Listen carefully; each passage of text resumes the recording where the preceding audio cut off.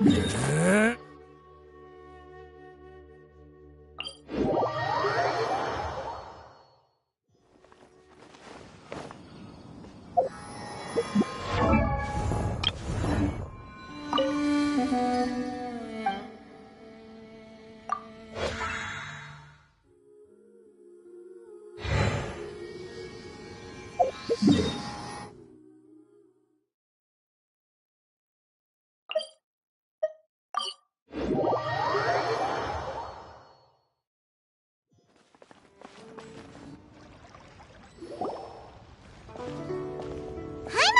go say hi to Xiangling first.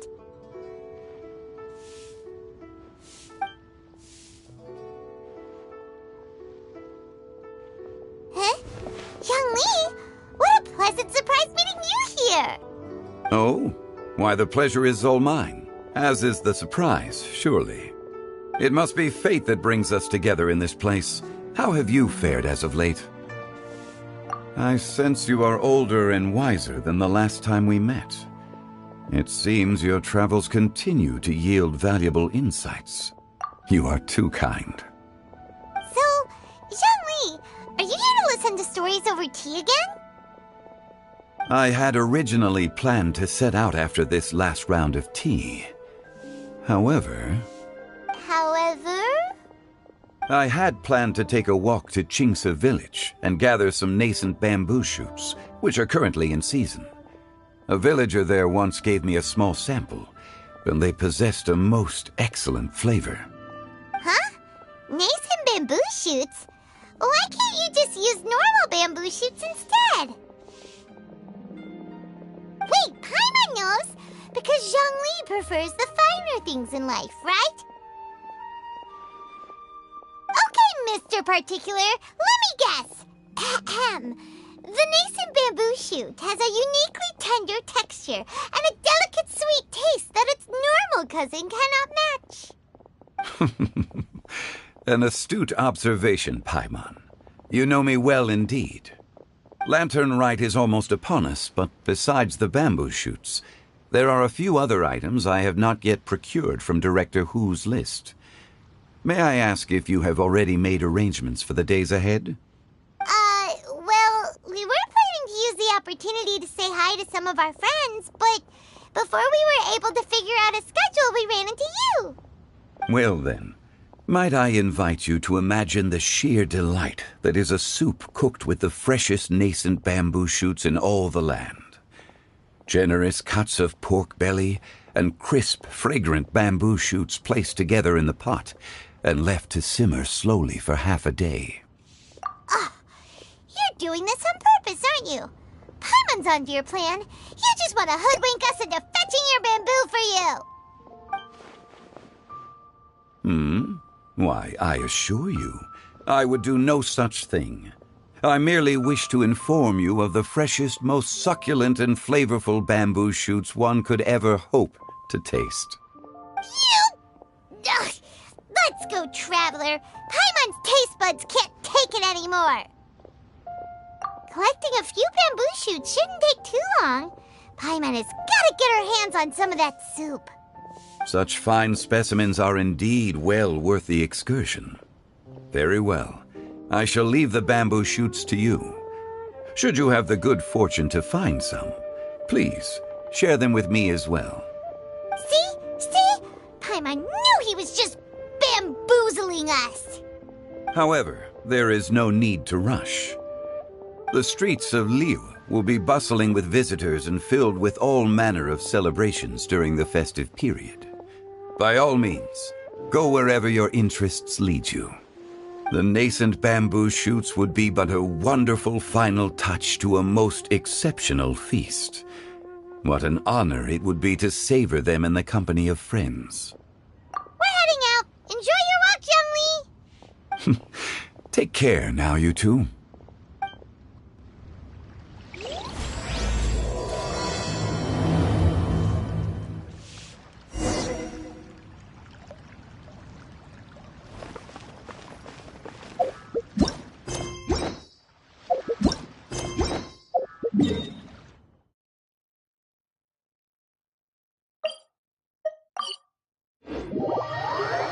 bamboo shoot, nascent bamboo shoot.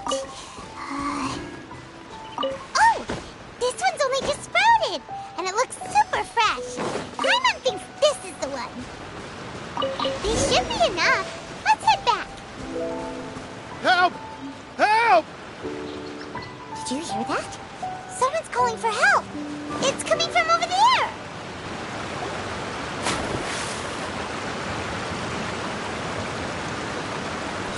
Are you okay? Did any water go down the wrong pipe?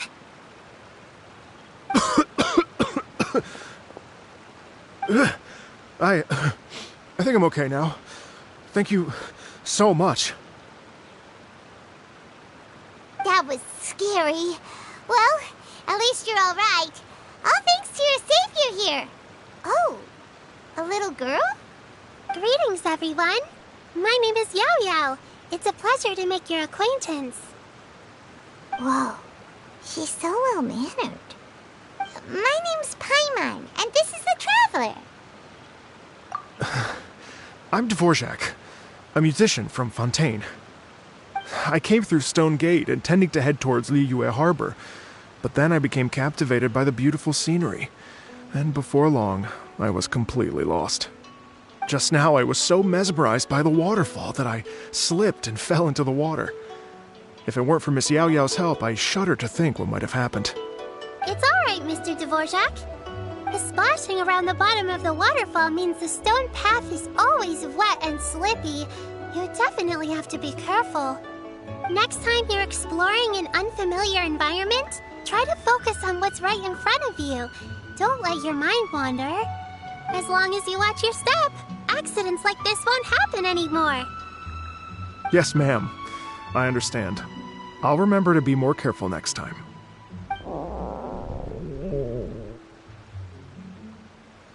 Oh, are you hungry, sir?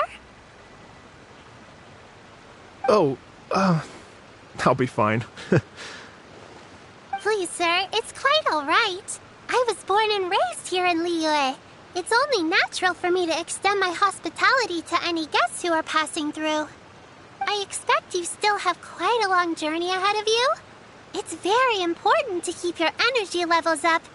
I still have some lotus flower crisps left in my backpack. Why don't we split them between the four of us? Aw, what a thoughtful kid! She even has some for Paimon! You're welcome. Mmm, so tasty. If only there were more. Having a healthy appetite is a good thing. It means Paimon's still growing. If I'd known I was going to run into you, I would have made a second batch. Hope you're taking notes, Traveler. This is how you treat your Paimon. What do you think, sir? Are Liyue's snacks to your taste? I wonder if they're not sweet enough. No, they're perfect. When I was traveling through Mondstadt, I had a chance to try one of their moon pies. It had a meat filling, unlike these crisps. But apart from that, it seems like they follow a similar cooking process. Both are delicious in their own way. As for Fontaine's cooking, though, it's been a long time since I've had a taste of home. Sounds like you spend a lot of time on the road, huh? I do. It's part of my job. I'm one of the main organizers of the Iridescence Tour. Iridescence Tour? The Iridescence Tour is one of the biggest music festivals in Fontaine. We're looking to expand, though. Our aim is to hold a festival in every nation. At least, all the main organizers share this goal. Unfortunately, it's a long story, so I'll spare you the details. But anyway, so the main reason I'm traveling all around Tavad is to promote our music festivals. But I have some personal reasons, too. Well, what are they? Just tell us already. Let me see. Well, to explain it in full, I'd have to start with a story from my ancestors. I don't want to take up too much of your time. Oh, I love listening to stories. We want to hear it too. Okay, then I'll start from the beginning. The story goes that my ancestor, who was also a traveler, once slipped and fell into a lake during his travels. As he was sinking and gasping for breath, he heard a wondrous tune in the air. They say it was the most beautiful, moving melody he had ever heard. Even in that life and death moment, the ethereal music seized his full attention and almost made him forget the fact that he was drowning.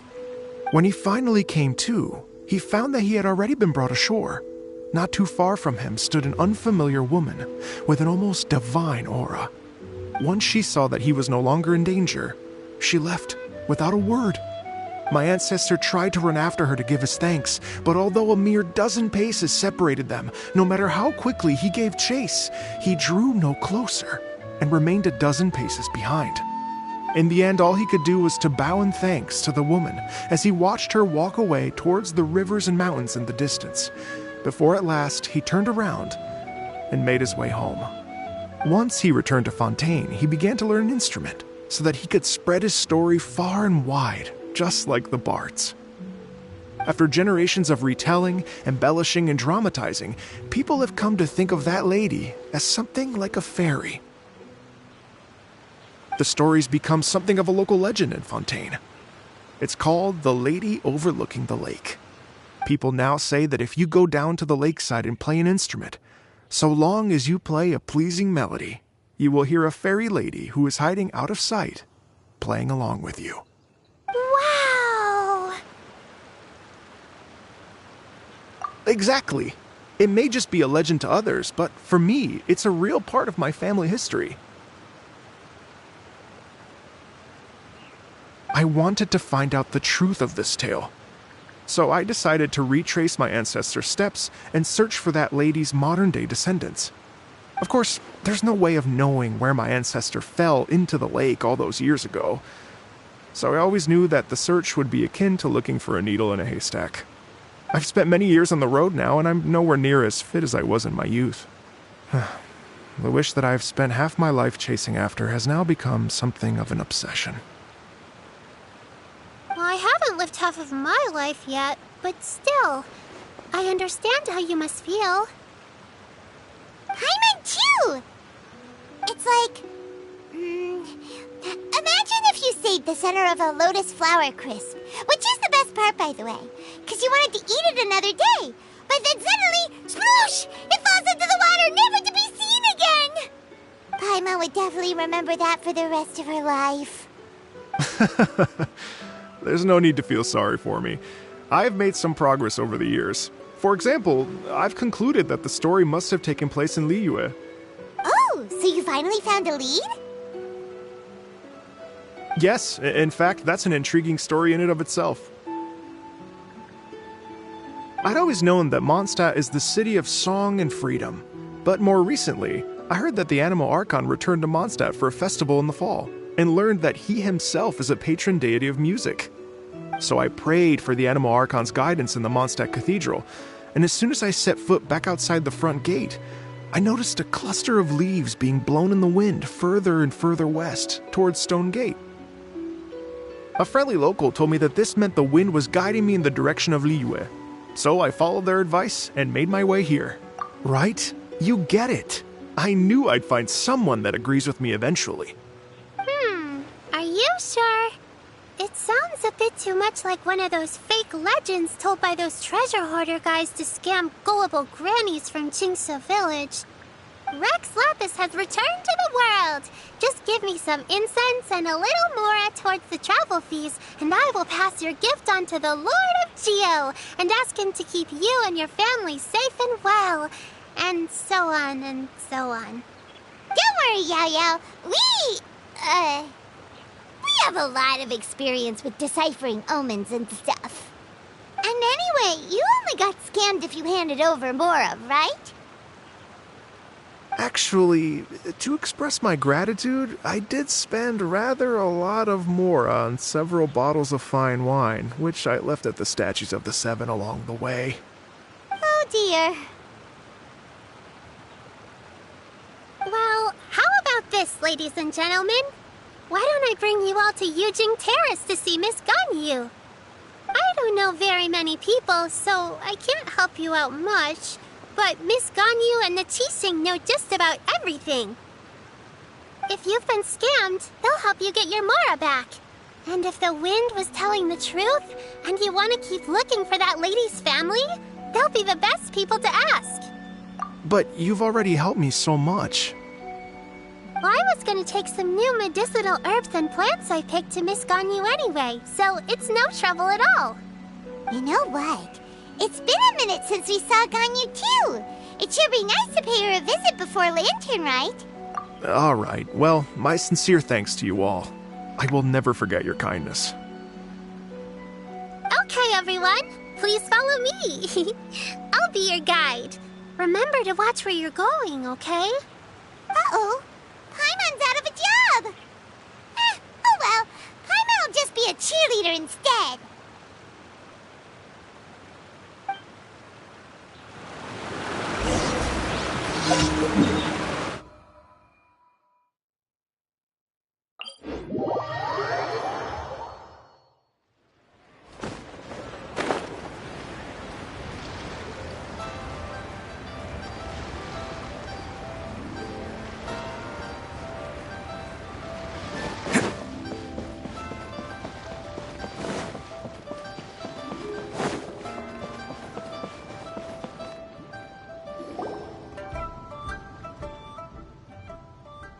Wow, Liyue Harbor looks very different from when I came last.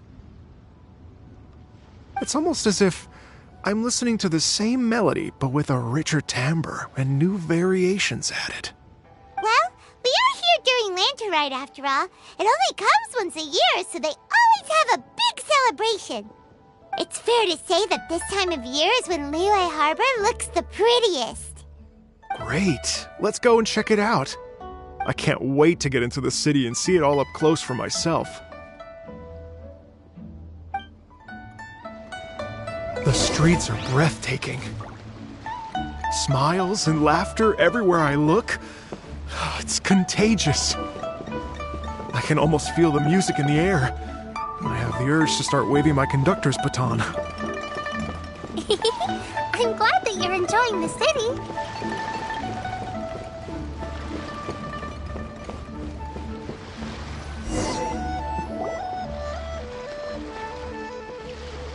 Hey everyone!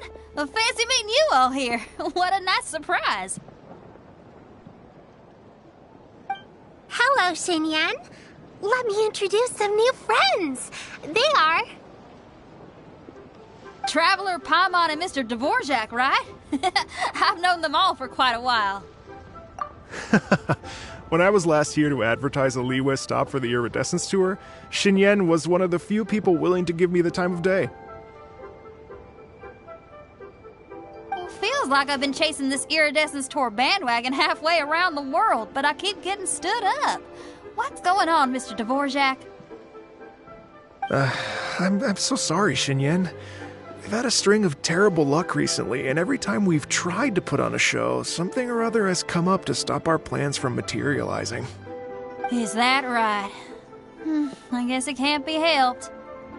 So, what brings you to Liyue Harbor at this time of year anyway? Thinking of putting on a music festival during the Lantern Rite celebrations? A Lantern Rite music festival? Yes, please! No, I'm actually here on personal business this time. Oh, so no Lantern Rite music festival? I mean, that's not just up to me. Hosting a music festival takes a lot of funding and personnel. Moreover, I've never worked with the Liyue authorities before. Even if I were to start putting something together right now, I think it'd be too rushed. Wait, but we're going to meet the Liyue Qixing, aren't we? And they're the ones in charge. Uh-huh, that's right. Miss Keqing and Miss Ningguang can make anything happen. You mean... what? This is the perfect opportunity! Well, sure, it might not work out, but it can't hurt to bring it up as a suggestion. That's the spirit! See? Even the Traveler agrees with me. Mr. Dvorak, don't let yourself be put off by the fact that a few things haven't worked out recently. As for the performers, I can put you in touch with some local artists. My friend Yunjin is a well-known opera singer in Liyue. With her support and a commissioned song from the Yunhan Opera Troupe, we should be able to get something going. But what about you, Xinyan? Are you just going to sit this one out? What do you take me for? If we actually manage to make the Iridescence Tour Lantern Rock Grand Concert a reality, you think I'd let anyone else perform the opening act? Wow! There's that rock and roll spirit! What do you say, Mr. Dvorak?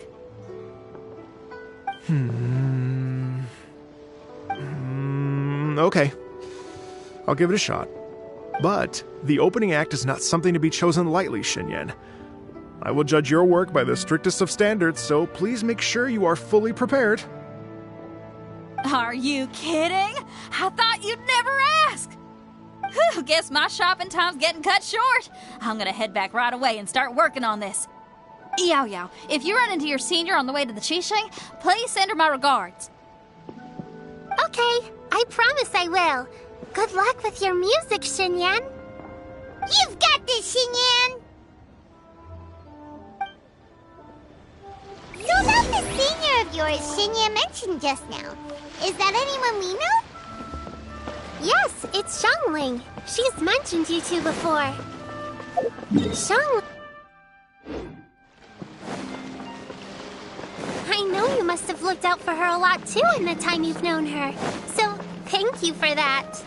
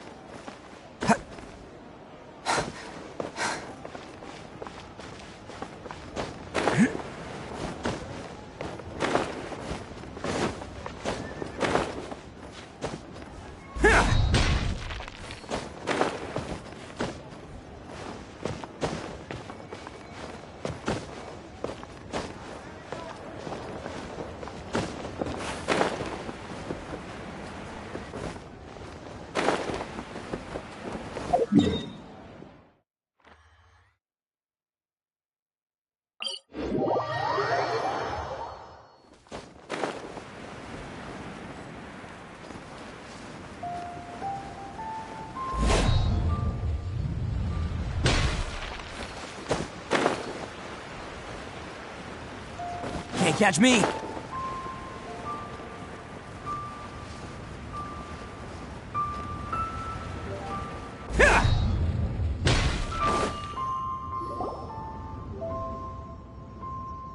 Oh, it's Master!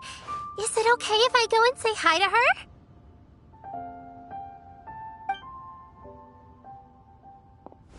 Oh, calm down now, dear. I'm not about to run off anywhere. I'm not a bundle of energy like you. I haven't seen you in days, Master! I've missed you. Oh, bless you, Yao Yao. You do say the sweetest things. Ah, look who it is. Visiting friends during the Lantern rite, are we? You're half right, Madam Ping. We were also trying to help out Mr. Dvorak over here. We were on our way to take him to see the Qixing. Hello, ma'am. I am a musician from Fontaine and an organizer of the Iridescence Tour. I don't suppose you've heard of it. Master! The Iridescence Tour is a super famous music festival!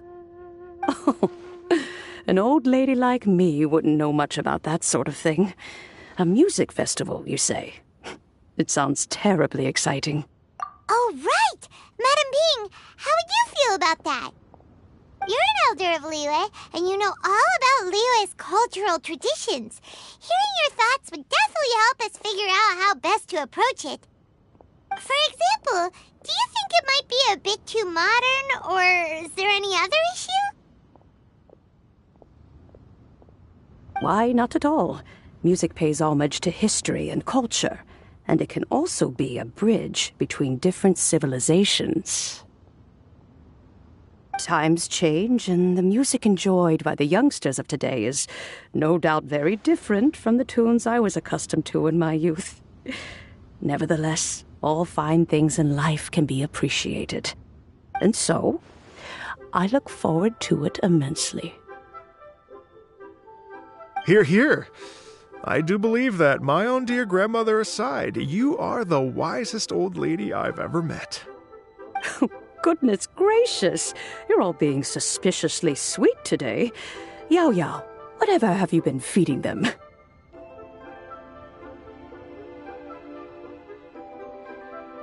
Master, you're in such a great mood today. You're even cracking jokes with the rest of us. Oh, well, I'm sure you must have plenty to be getting on with. Yes? Run along now. Don't let me hold you up. Thanks, Madam Ping. We'll see you again soon.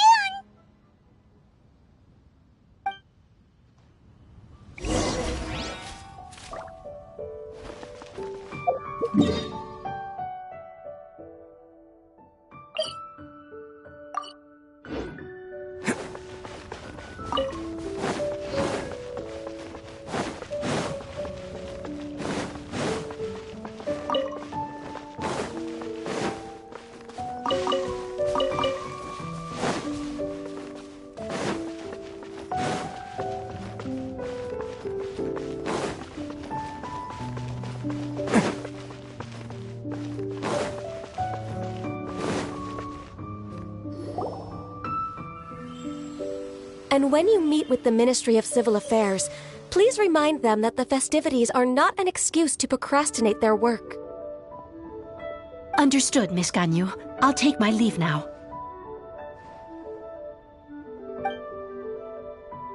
Ganyu! What brings you here, Yao Yao? I've brought all the medicine you asked me to pick for you.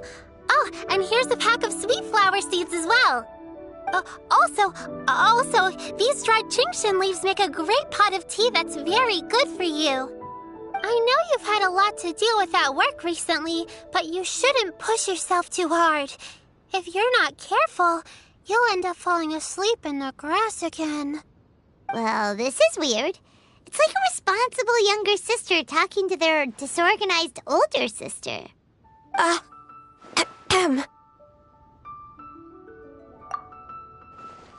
Thank you, but Paimon's criticism is quite valid. I do have a tendency to neglect matters outside of work, and that's something I should improve on. Oh, my apologies. I don't believe we've been introduced. Ah, Paimon will do the honors.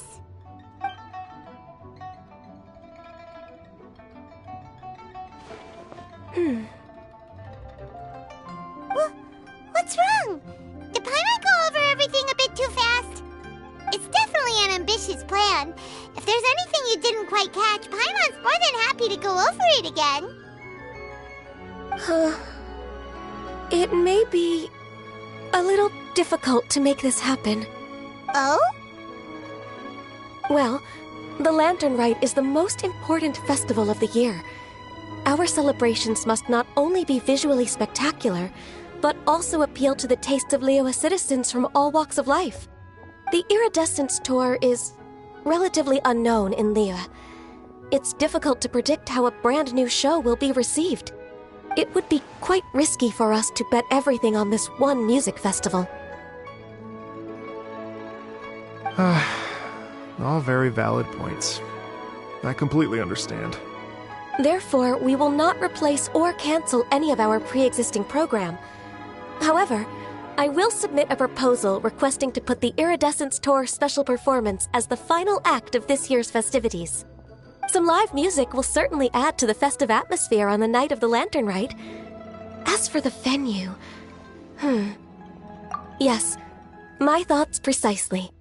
Now I just need to take some time to give this proposal some polish. As long as I clearly lay out the pros and cons, and highlight the key points of the proposal, given that Ping and the Traveler have both given the idea their blessing, I'm confident that Qixing will be sure to give it serious consideration. Mr. Dvorak, I will need to discuss with you the number of musicians who will be coming to Liyue, as well as their catering and accommodation requirements. Oh, yes, certainly. Let's step to the side and discuss further.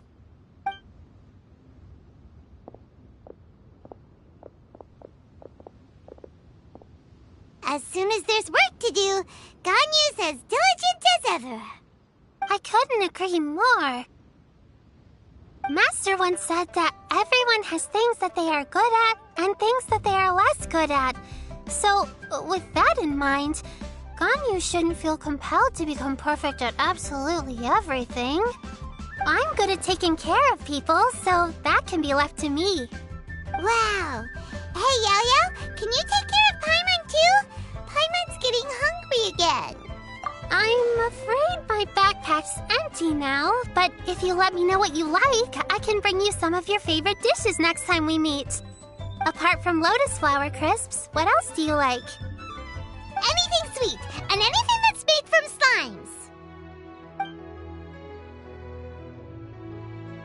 slimes. Here's what I've drafted so far. Anything else you want to add? No, this is excellent. I'm racking my brains, but I don't think you've missed a single thing. Perfect. Then we'll leave it as is. I'll go make an official copy. Oh, perfect timing. We were just wrapping up our discussion here. Not at all. Every second counts for a complex proposal such as this. I will inform the Qixing of this development immediately. Please give me a moment to pass on the message. Yao Yao, thank you for bringing my herbs. I will make sure to take them. Remember to make tea from them first, Ganyu. You mustn't just chew them raw. I will. Okay, I should be getting back. If Yao-Yao stays out for too long, Mom and Dad will be worried sick. Everyone, I'm sure that the music festival will go off without a hitch, so don't worry. And in case I don't see you before, I wish you all a very happy Lantern Rite. Thank you, Yao Yao. Happy Lantern Rite to you, too. We should go get dinner together sometime!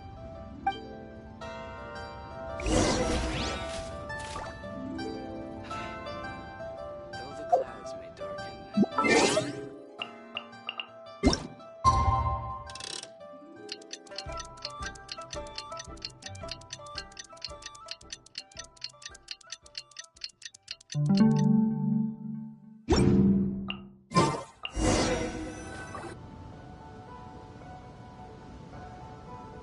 Greetings, Traveler, Paimon, and Mr. Dvorak. Call me Kuching. Ganyu has brought me up to speed on everything. I'll get straight to the point. The Qixing have approved Ganyu's proposal. Over the next few days, I will be working with Mr. Dvorak on behalf of the Qixing to facilitate the organization of this concert. Yay! That's awesome! Please. The Qixing have a duty to deal with matters such as these. We have merely moved things forward to the next step. On a more personal note, I am an avid supporter of all things new and innovative. As such, it is my privilege to work with you on this exciting project. Thank you so much, Kuching. I'd become quite discouraged after our recent failures and was expecting the same outcome once again, so I didn't dare to get my hopes up. Never in my wildest dreams could I have imagined this going so smoothly. It's like a dream come true. Right. Time for me to call in the performers. To stage a concert at a high-profile event like this is a rare opportunity. We'll make sure it's a night to remember. Yes! Our music band's finally getting fired up! Yes, indeed. I know exactly what I'm doing from here. For a musician, music will always be the language they are most fluent in. Oh, that. That can wait for another time. Oh. Ganyu? What's wrong? They told me all about Mr. Dvorak's situation, but I was so engrossed in drafting the proposal that I forgot all about it. Oh, that's quite all right. I don't even know what the person I'm trying to find looks like, so it was always going to be a long shot. Don't worry about me, Ganyu. Your time and energy are needed elsewhere. I'm sure you already have plenty to deal with between this concert and everything else going on during the Lantern Rite. Thanks. It was just that I had a few initial thoughts when I heard your story. For instance, I wonder if this lady your ancestor met might have been an Adeptus. What do you think? To tell you the truth, Mr. Dvorak, I am somewhat related to the Adepti myself. I am part human and part Qilin. The Qilin is an illuminated beast. I know how important your quest to get in touch with your roots must be to you, because I've been there myself before, trying to find out where I belonged. Did you say the Adepti? And you're illuminated beast? Part Qilin? Are you telling me all the rumors of the Liyue Adepti are real? So it's not just artistic license? You bet they're real! Trying to track them down is tough, though. Like Julian Karst itself. There's nothing specifically stopping you from going there, but getting in and out of there is quite an ordeal. Yes. Anyway, if you're looking to uncover a lost melody or shine light on a forgotten aspect of Liyue's cultural history, I'm probably not the best person to ask. But if it's a person you're looking for, then I just might be able to help. I see. I think I understand the situation now. In that case, Ganyu, shall we divide the work between us? Yes, that was also my thought.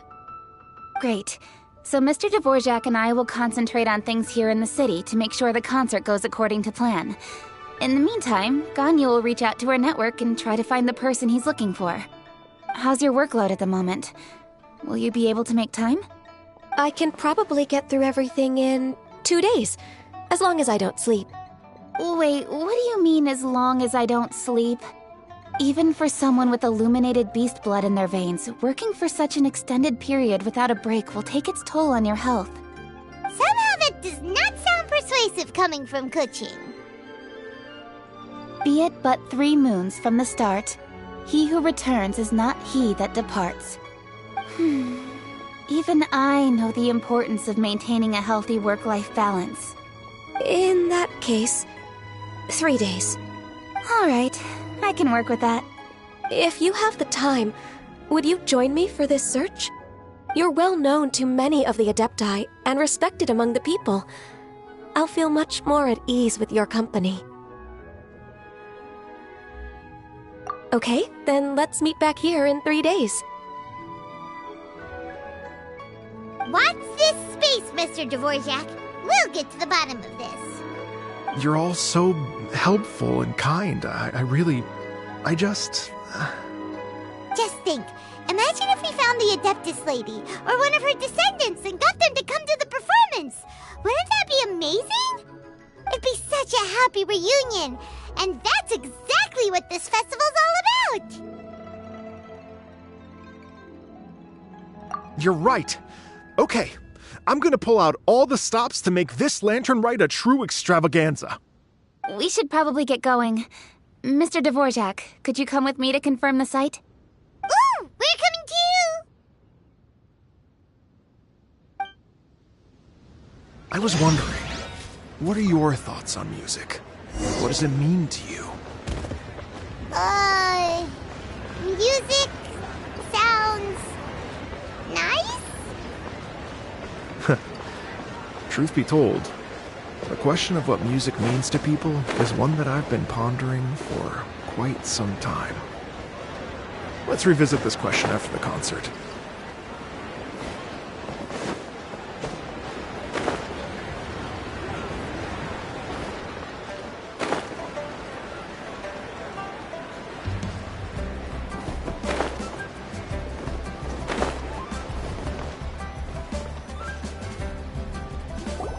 Lady Yuhang? Baiwen, what is it? Per Lady Ningguang's orders, I've been gathering intelligence outside of the city with the goal of uncovering and dispatching any trouble ahead of the festival. I am told that a strange melody was heard somewhere along the coast. I was wary of investigating further on my own, so I was just on my way to report this incident to Lady Ningguang. But I'm worried that if we don't act right away, we may miss the window of opportunity to take appropriate action. I understand. In that case, Yeah, Kuching, you're busy enough as it is. There's a ton of different things in the city that needs your attention. Leave it to us. Don't worry. Whatever it is, we'll definitely be able to handle it. Well, she will handle it. With the Traveler on the case, it's as good as dealt with. Thank you. This will be a great help. I will inform Lady Ningguang about the situation. Once it's resolved, please come and find me again at Yujing Terrace and let me know. Will do! And say hi to Ningguang for us! You have my thanks, too. Stay safe and come back as soon as you're finished. Good luck.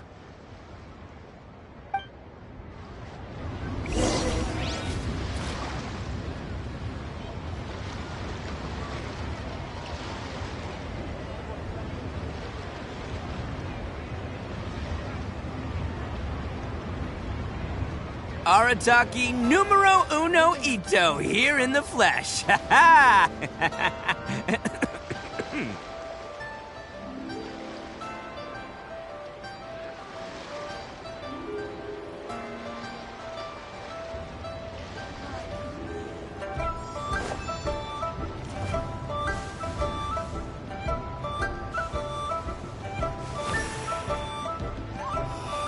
Why'd they have to give me that transfer?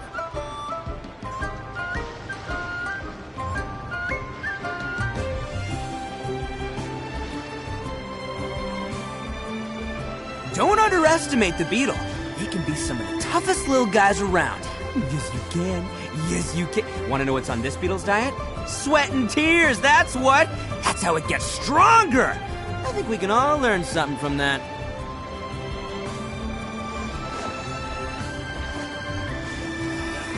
Why'd they have to give me that transfer?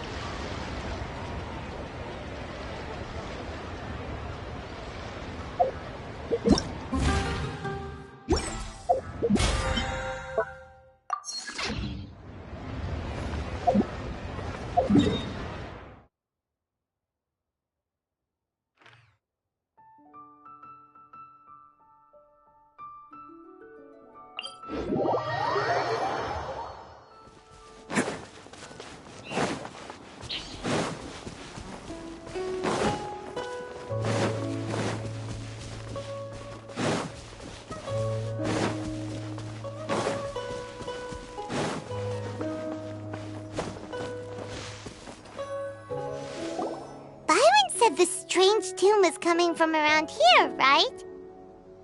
But Paimon doesn't hear anything. There doesn't seem to be a soul in... I was just wondering who in their right mind would come out to a place like this. So, it's you two. Yeon! How'd you sneak up on us like that? You nearly gave Paimon a heart attack! You look pretty alive to me. Can't have spooked you that bad. Fair enough. Ah, you're here for that too? Saves me a bit of explaining. Come with me. I've already reconned the perimeter, so we should be safe. The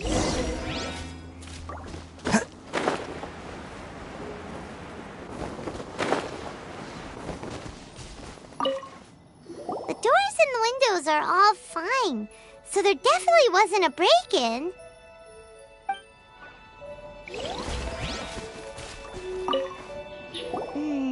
The stuff by the door is in pretty good condition, though. It can't have been too long ago that someone was last living here.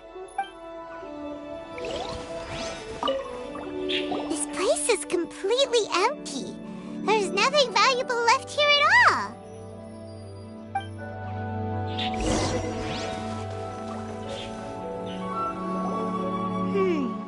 How strange. It looks like it's been looted, except for the fact that there's no sign of a struggle. The bad guys could have sneaked in while the owner was gone, but then how do you explain why the door and windows are intact? Seems you've done a pretty thorough inspection. So, any theories on what might have happened here? Daylon, you didn't hide some of the evidence from us on purpose, did you? Why would I make this more difficult for you? We're on the same side here.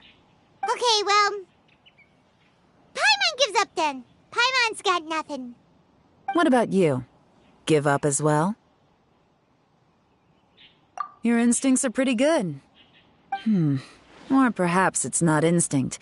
The strange melody is one of the few pieces of information you have available, after all. Let me share a folk story with you. A long time ago, there used to be a group of bandits in the Liyue countryside who would sound a horn every time they were about to raid a village. But it wasn't a rallying cry to rouse their fellow men. It was a disconcerting tune, meant to intimidate the weak and warn them of their impending doom. To escape with their lives, the villagers would abandon their homes and flee overnight, taking only their most valuable belongings with them. Everything else was left behind. The bandits were eventually brought to justice, but the fear and trauma remained in the villagers' hearts. Whenever they heard that melody, they would feel like their lives were in danger once again, and flee immediately. The culprit of this crime exploited that very fear to get access to this house without having to force their way in. That's quite the story. The victims obviously will have gotten quite a fright, but at least they won't be in any great danger. The important thing now is to find this copycat criminal. On any other day, that'd probably be a good idea. Unfortunately, it's not gonna work today. Take a look around and you'll see what I mean. This criminal is clearly well-versed both in using music to commit crimes and in making a clean getaway. Not only did they stay off the muddy road to avoid leaving footprints, it looks like they were also careful not to bring any gadgets with so much as a trace of elemental energy. Evidently, they were intent on keeping even the most experienced investigators off their trail. Unfortunately for them, I'm one of the best trackers in the business. They're not about to get away with their little scheme on my watch. So basically, if we want to find the culprit, we just need to follow Yelan.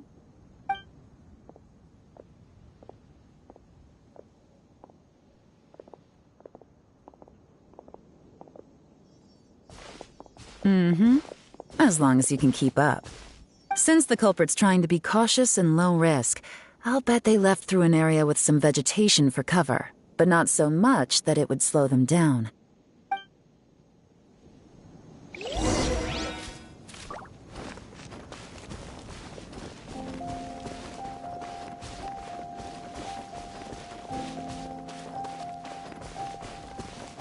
Here, look at this.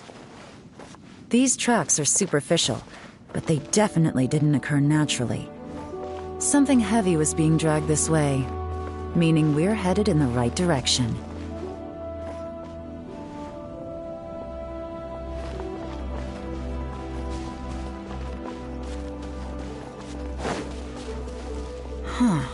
Their pace has increased. Normally, people carrying a heavy load slow down as their journey goes on and they start to tire. Whatever's motivating them to speed up must be psychological. For instance, reaching the home stretch.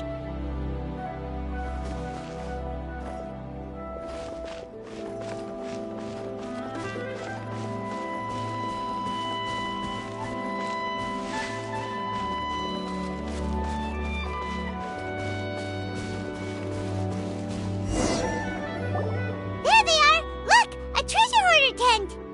Ugh, not the treasure hoarders again! And so close to Latern Ride, too!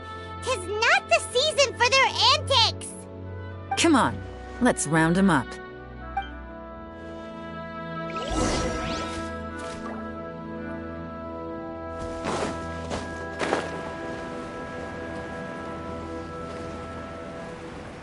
Can't catch me.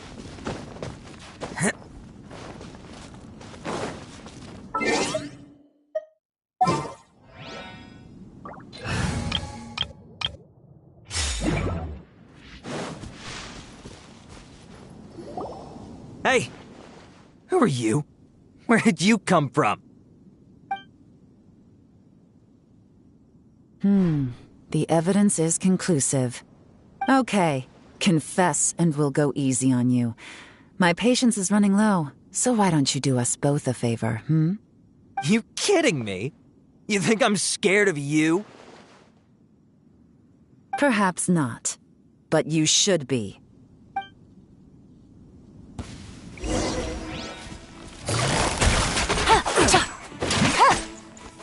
Curses. Seems like you're not all talk after all. There's no going back now. Better up my game.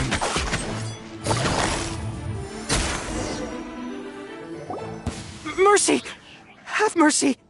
Oh, it's a little late for that. I've come this far, I might as well finish the job. I surrender! I surrender, please! I'll do whatever you say. Please have mercy. Tell us everything. You have one chance, and I'm warning you. Don't make me ask twice. I won't, I swear.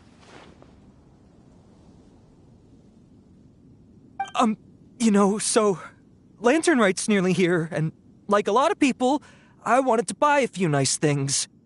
I know I'm with the treasure hoarders and everything, but I don't really have any kind of experience with robbing people and whatnot. So I don't have the guts to break into somebody's house. Wow, you're really going to complain to us about that? No, not at all. I'm just telling it how it is. Okay, continue. I racked my brains trying to think of what I could do, and eventually I remembered something from back when I was a kid. The bandits would blow their horn, and my grandma would grab us kids and run. I remember the tune, so I figured I'd try it for myself. I mean, just to see what would happen. At first, anyway, I seriously didn't expect that family to pack up and leave. But they did, and they just left all their stuff right there for the taking. It was too easy, I couldn't resist. It was completely wrong of me, I know that now. I'll return everything that I took. It's all still in perfect condition, and it'll be like it was never gone.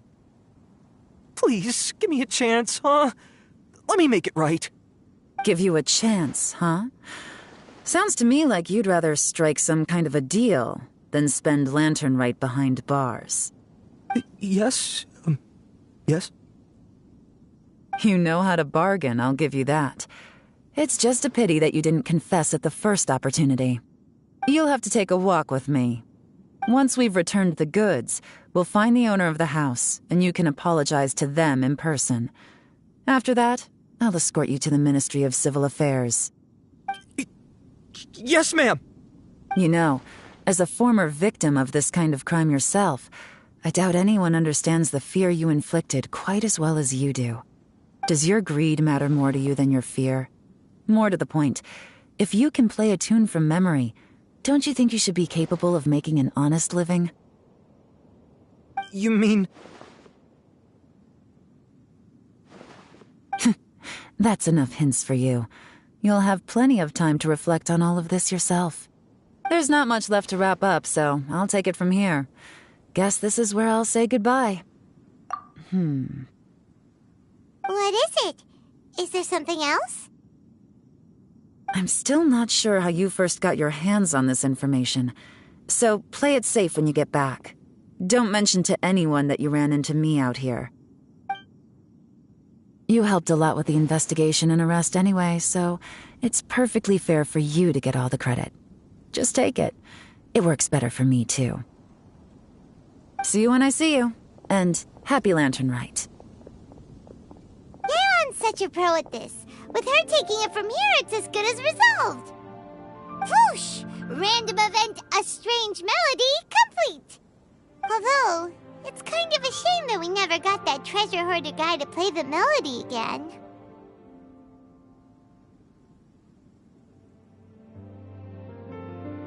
Cause Paimon's curious, that's why. It's like when you have a tune stuck in your head, but you don't even know what it is. It's driving with Mr. Dvorak, music seemed like such a positive thing. And most music is, right?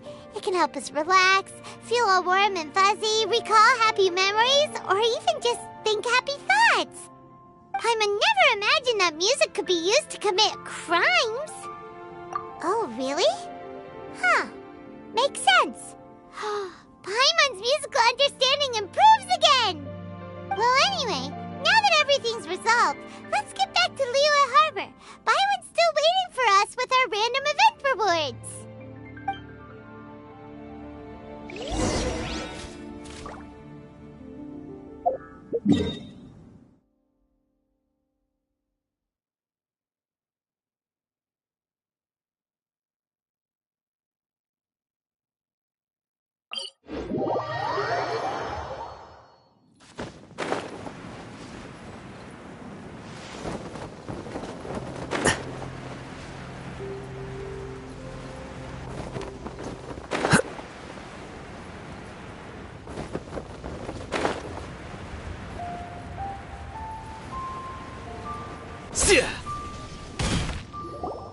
Byron, we're back! Everything's all sorted! That's great news! Oh, please wait here a moment if you would be so kind. Lady Ningguang instructed me to advise her upon your return.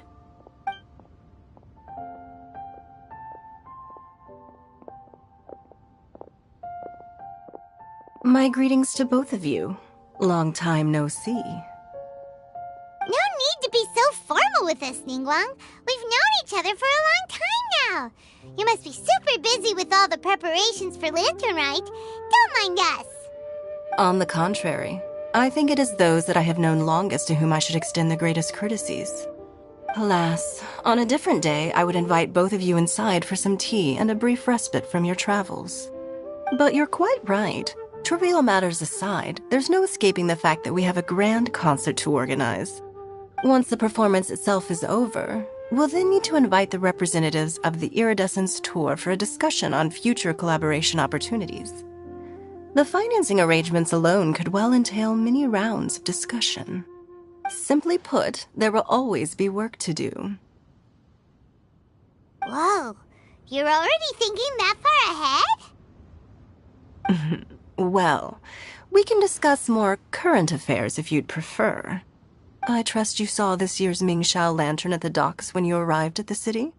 Yeah, it looked like a goose. Which Adeptus is it modeled on this time? Sea Gazer. I believe you're familiar with the name. Legend holds that he was free-spirited and easygoing. People described him as a cheerful soul and a loyal friend. On this marvelous lantern rite, we pray that the fallen heroes may be guided home. If the sound of music can flow like the rivers and streams into every corner of the land, perhaps the souls of those who have gone before us will hear the song of a new era. I wonder whether the melodies will be to their liking. Oh, they're gonna love them. Paimon's sure of it. At least, if the guy you mentioned is anything to go by, the Adepti and heroes of the past sound like a positive and free-spirited, cheerful bunch. They're sure to be open to new music. Well, let's hope so. I heard that you'll be going on a search with Ganyu to find the descendants of a fairy lady from a Fontaine legend. I'm sure this quest to uncover the truth behind an ancient story will turn into a most charming tale. Do share it with me, won't you? I couldn't bear...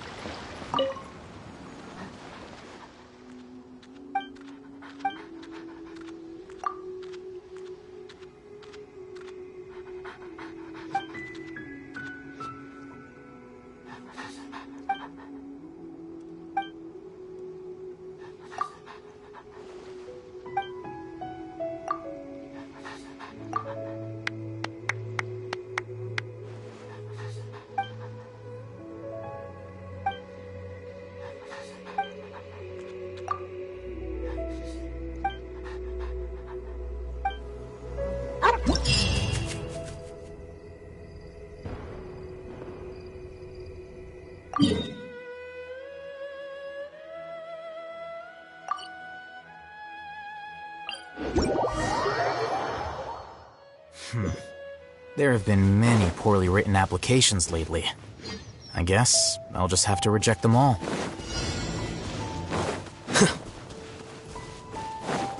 Here you are. Rain outlines your fate.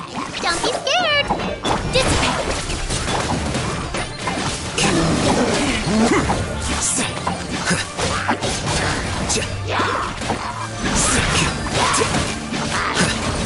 Know my soul. Witness the power. You, Blade. You're up. Our bond is strong. Flicker.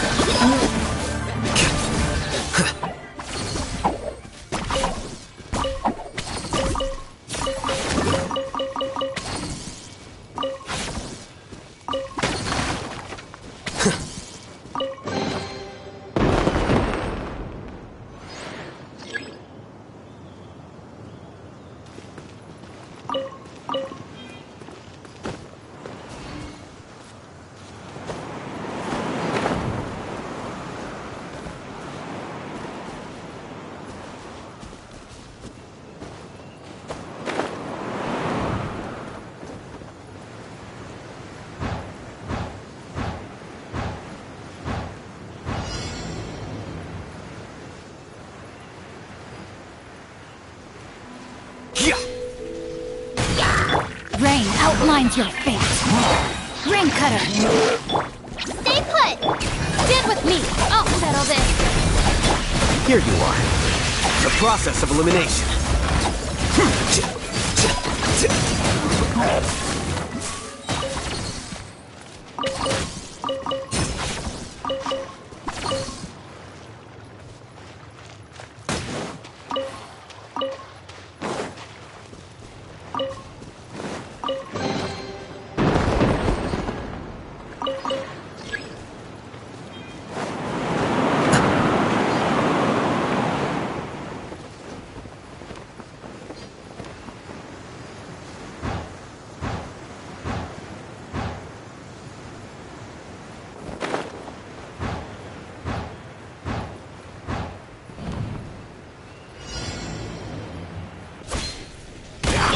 Know my sword.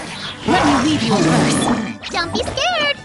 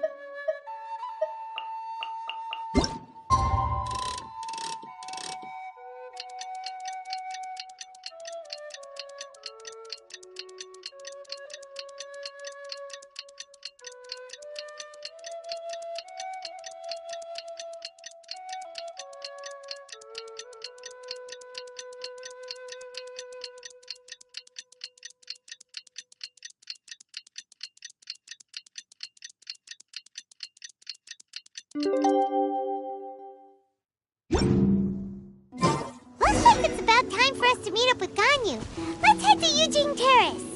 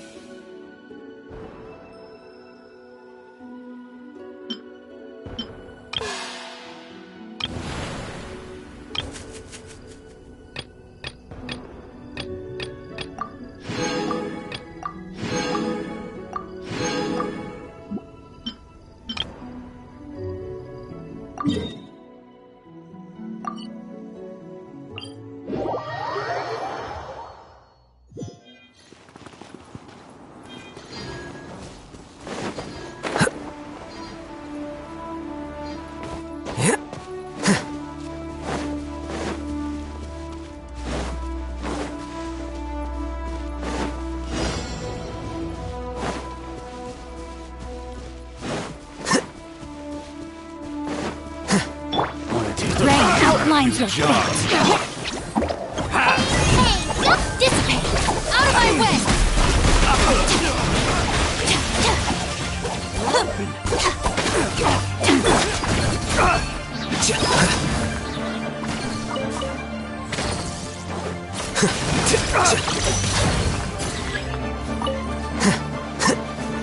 The process of elimination.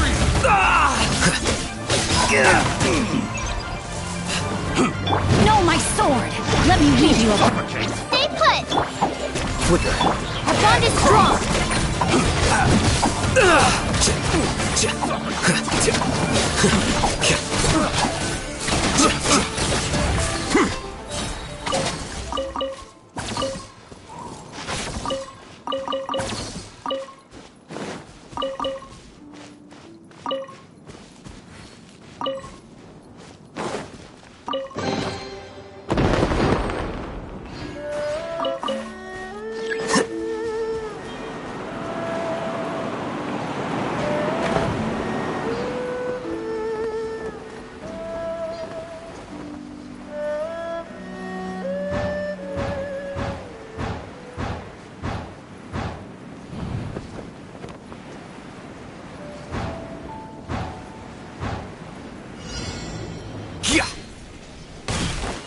Here you are.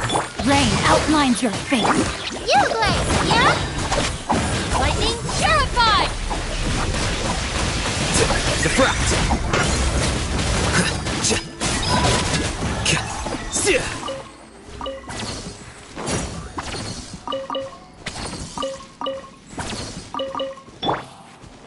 Stand with me!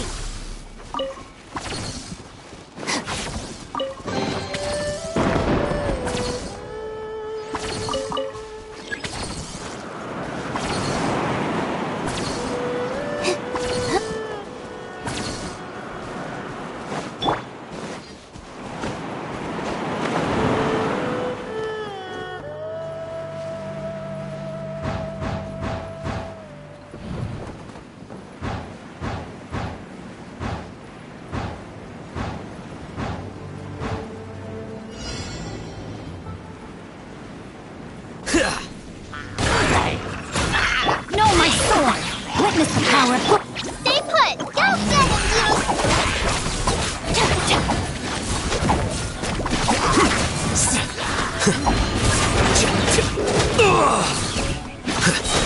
Scatter!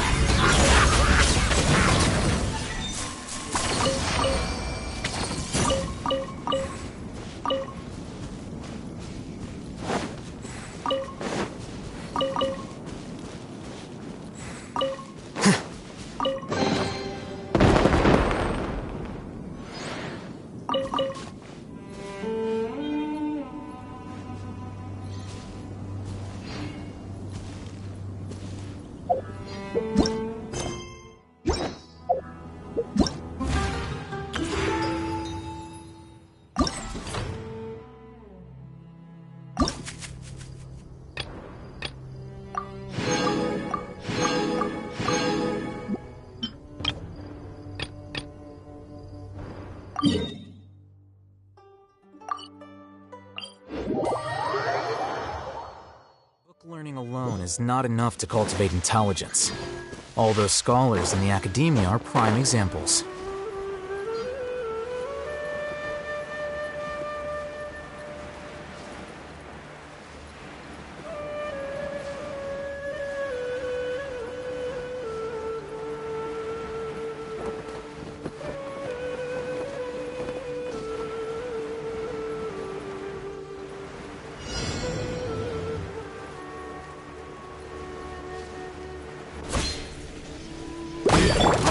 strong! Rain outlines your fate. Let me You, Glade! You're... Flicker.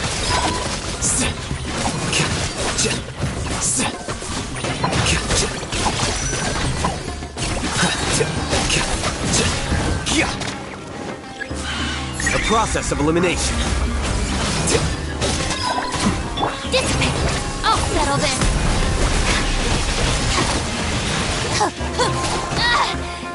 Stay put!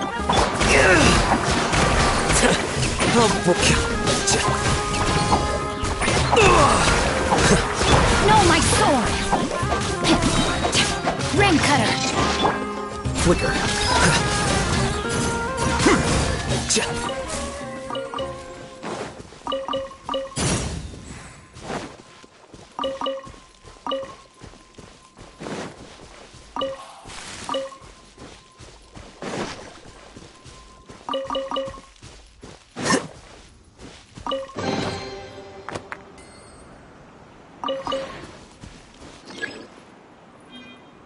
Body and mind.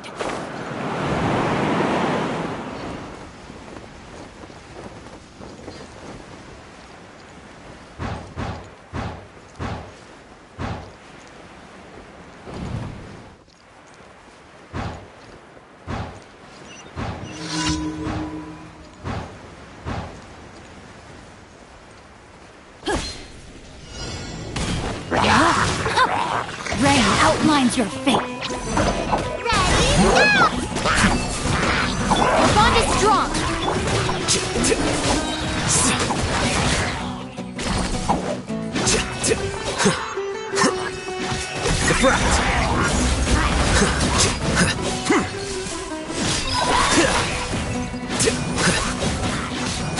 Flicker.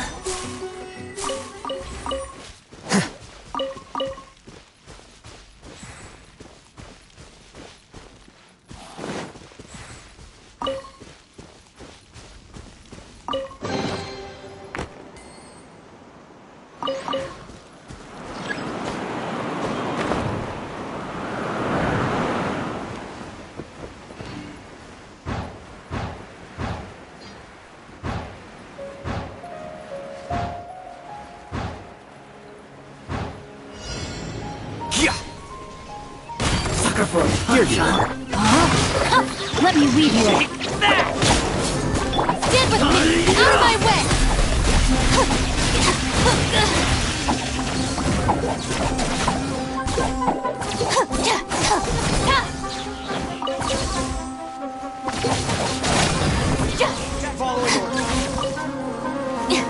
Our bond is strong! Flicker. Scatter. Don't be scared! Witness the power.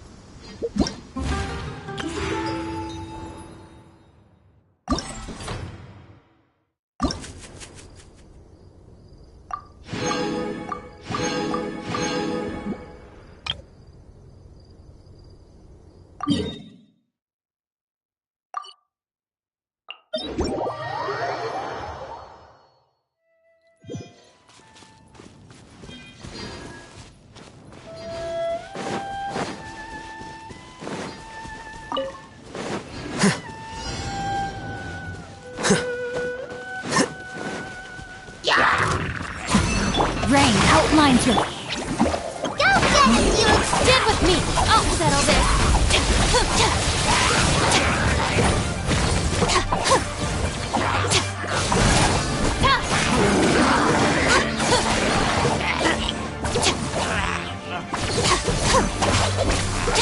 Looking for a fight? Let me weave you up.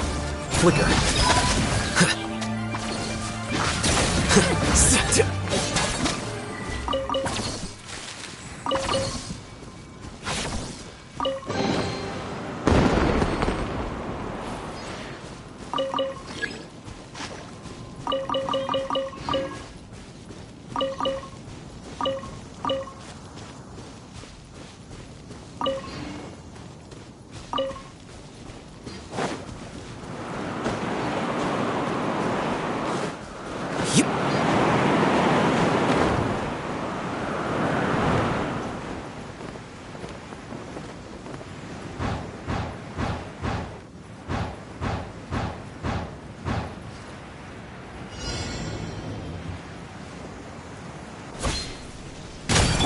Rain outlines her. Our bond is strong. Lightning terrified.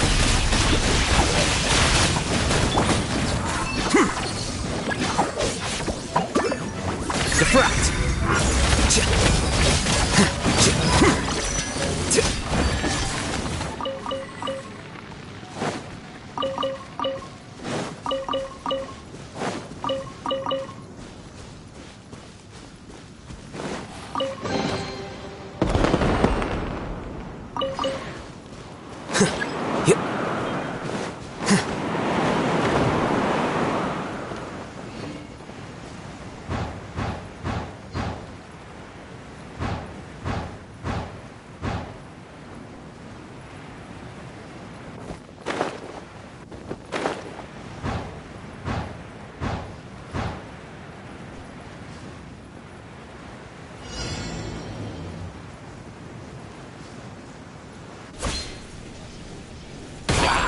Flicker.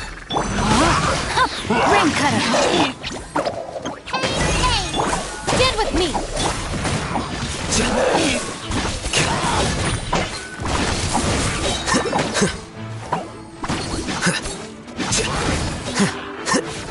Scatter.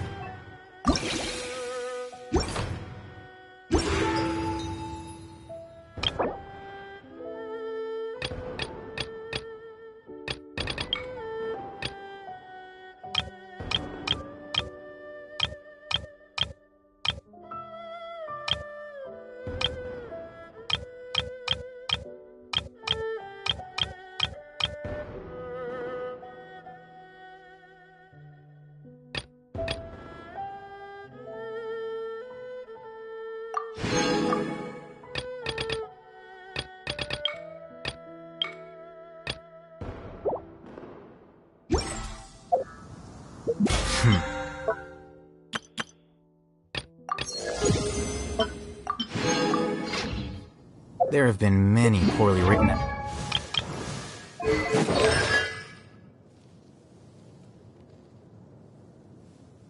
applications lately. I guess I'll...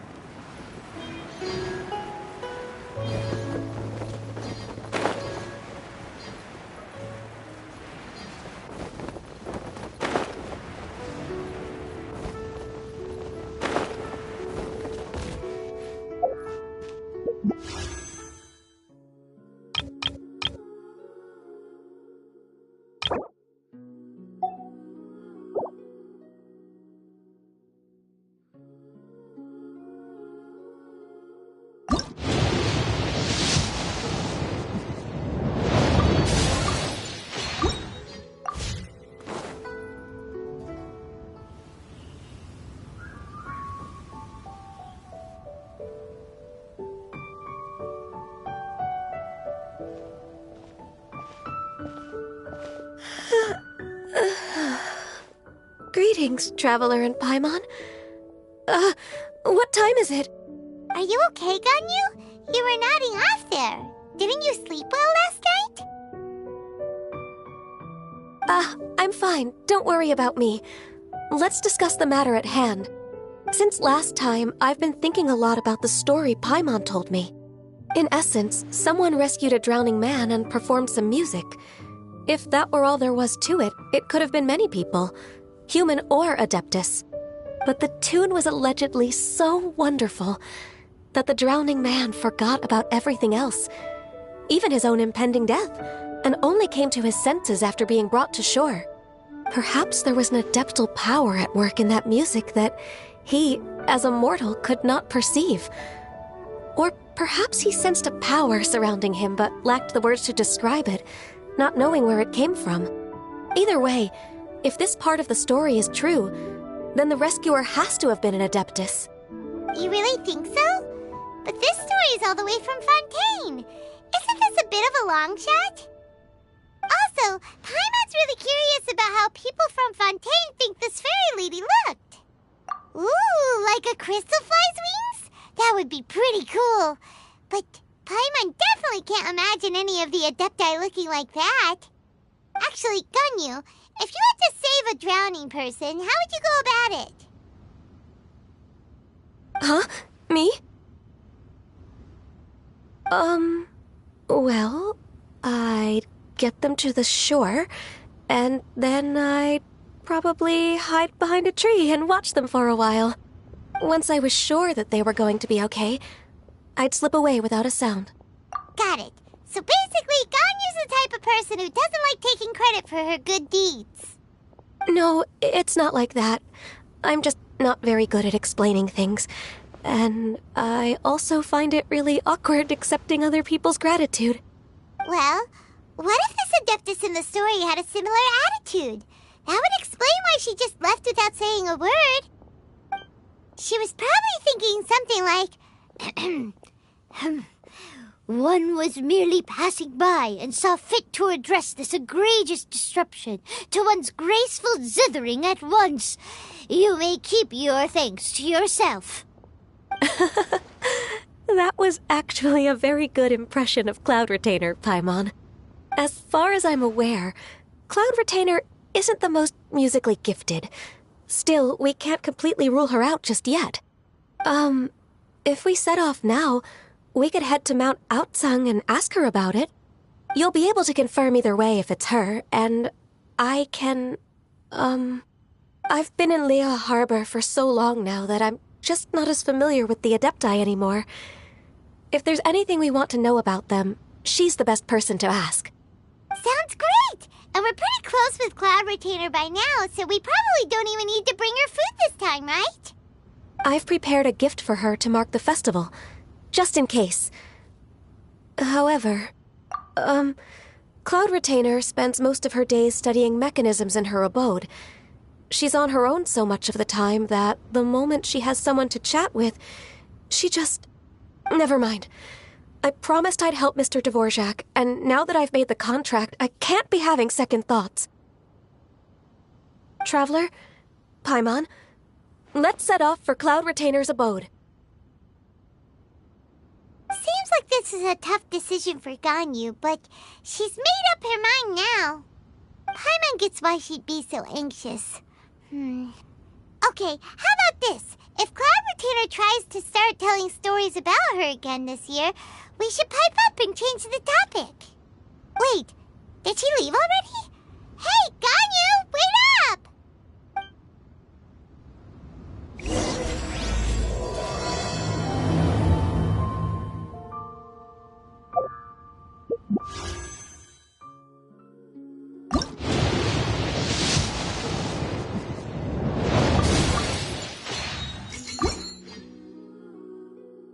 Book learning alone is not enough to cultivate intelligence. All those scholars in the academia are prime examples.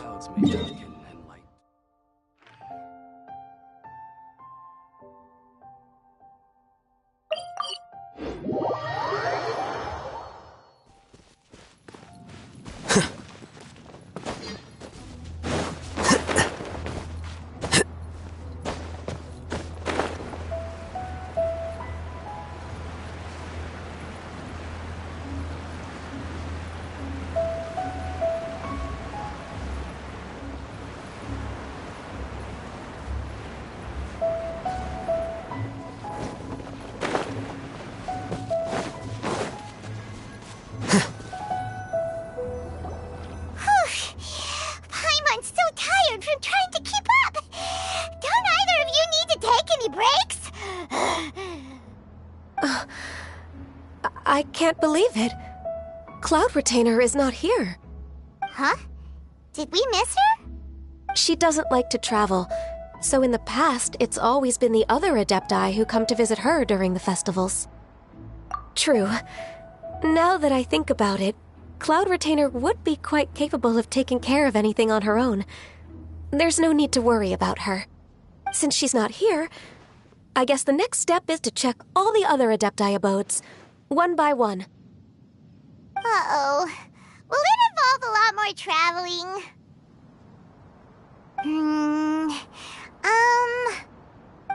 Got it! Paimon has a great idea! Please go on, Paimon.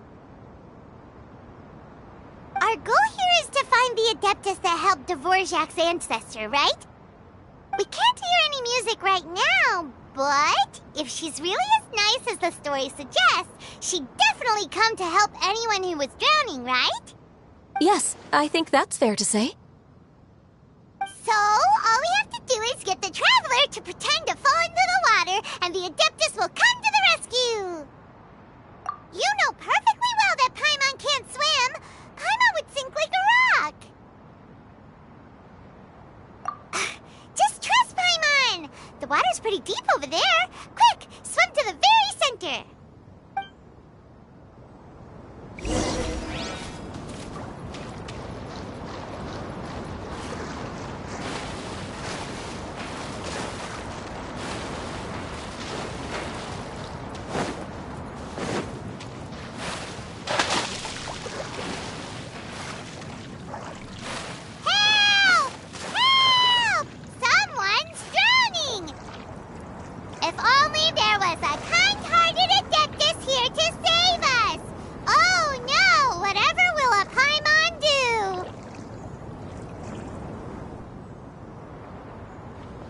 What is going on?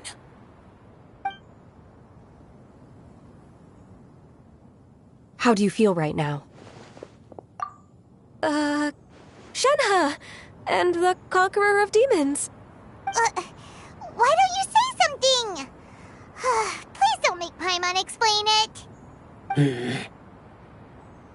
Okay, fine. Paimon will explain. We're looking for an Adeptus who's good at being a lifeguard and playing music. But if the Adepti aren't gonna stay home, then how are we supposed to find them? It wasn't me. Yeah, so this Adeptus is most likely a woman. And I am not an Adeptus, as you both already know, Traveler and Paimon. Okay, so this is Paimon's fault. No way Paimon would have suggested this idea if she'd known how awkward this was gonna be. Glad you're okay.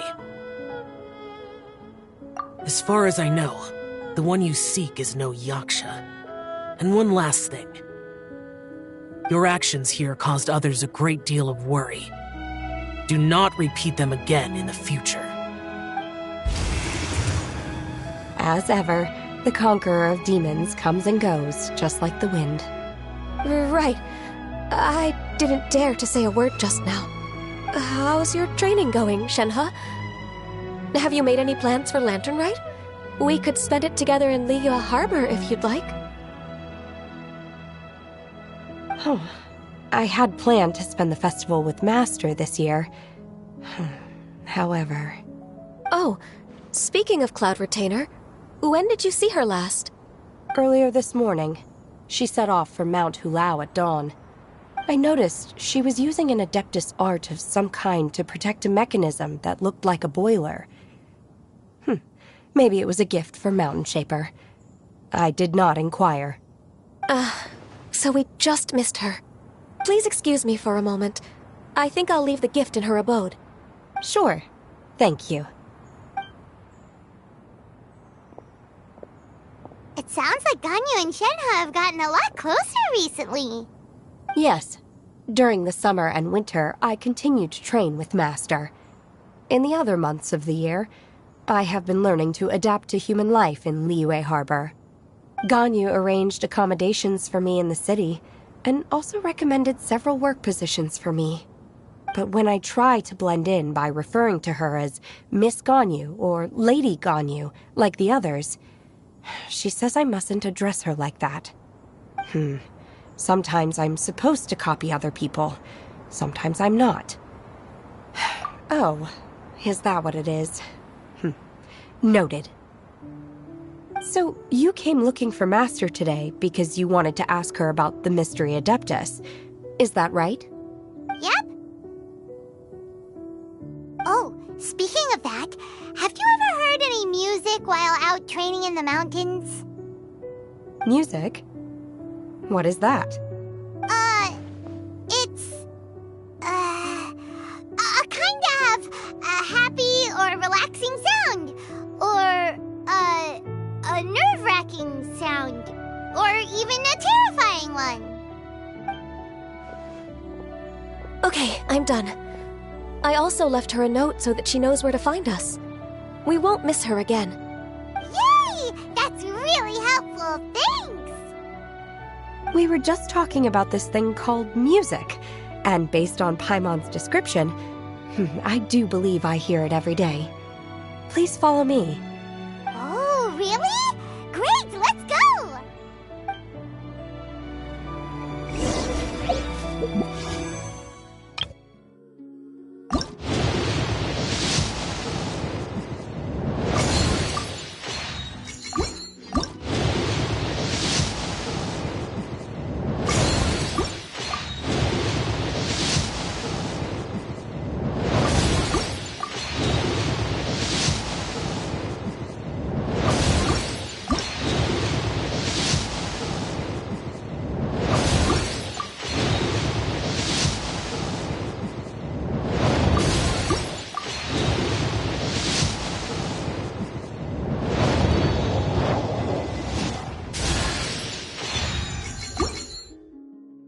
The scribe's work is simple, which is exactly why I took the position.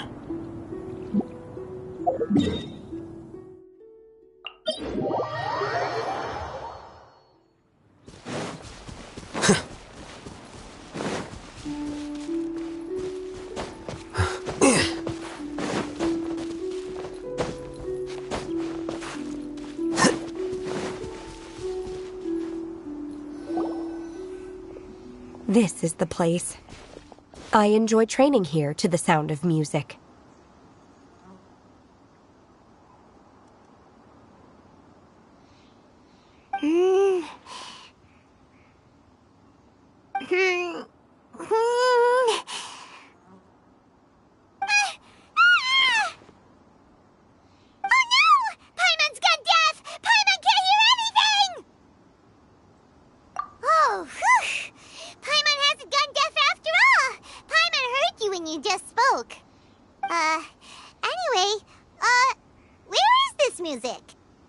The faint sound of birdsong, the quiet murmur of the streams. These are relaxing sounds. Are they not the music of which you speak? Oh, Paimon wasn't quite done with the description. Okay, fine, it's all Paimon's fault. What we're looking for are not the sounds of nature, but melodies played on special instruments. Oh, and a melody is? Hey, don't you patronize Paimon! Let's get one thing straight. Paimon knows plenty of nursery rhymes, but Paimon does not sing on demand without payment. Hey, why don't you just sing that one melody Shen has heard before? It'll probably help her to understand what we're talking about.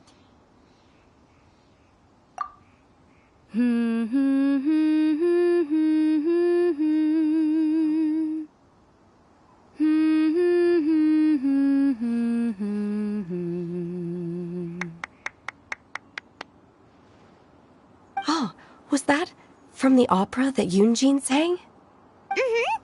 That was a melody, and melodies can be called music. It felt like I was transported back to the past. In my mind's eye, I could see the Zhao lanterns lighting up the night sky again. We're all there, raising our glasses and drinking to our heart's content on the Jade Chamber. As I watched Yunjin's performance, I felt a warm sensation in my heart. And as the drink reached my stomach, it went from warm to hot. When you hummed that melody just now, feelings from a whole year ago came right back to me, as strong as they were on that day.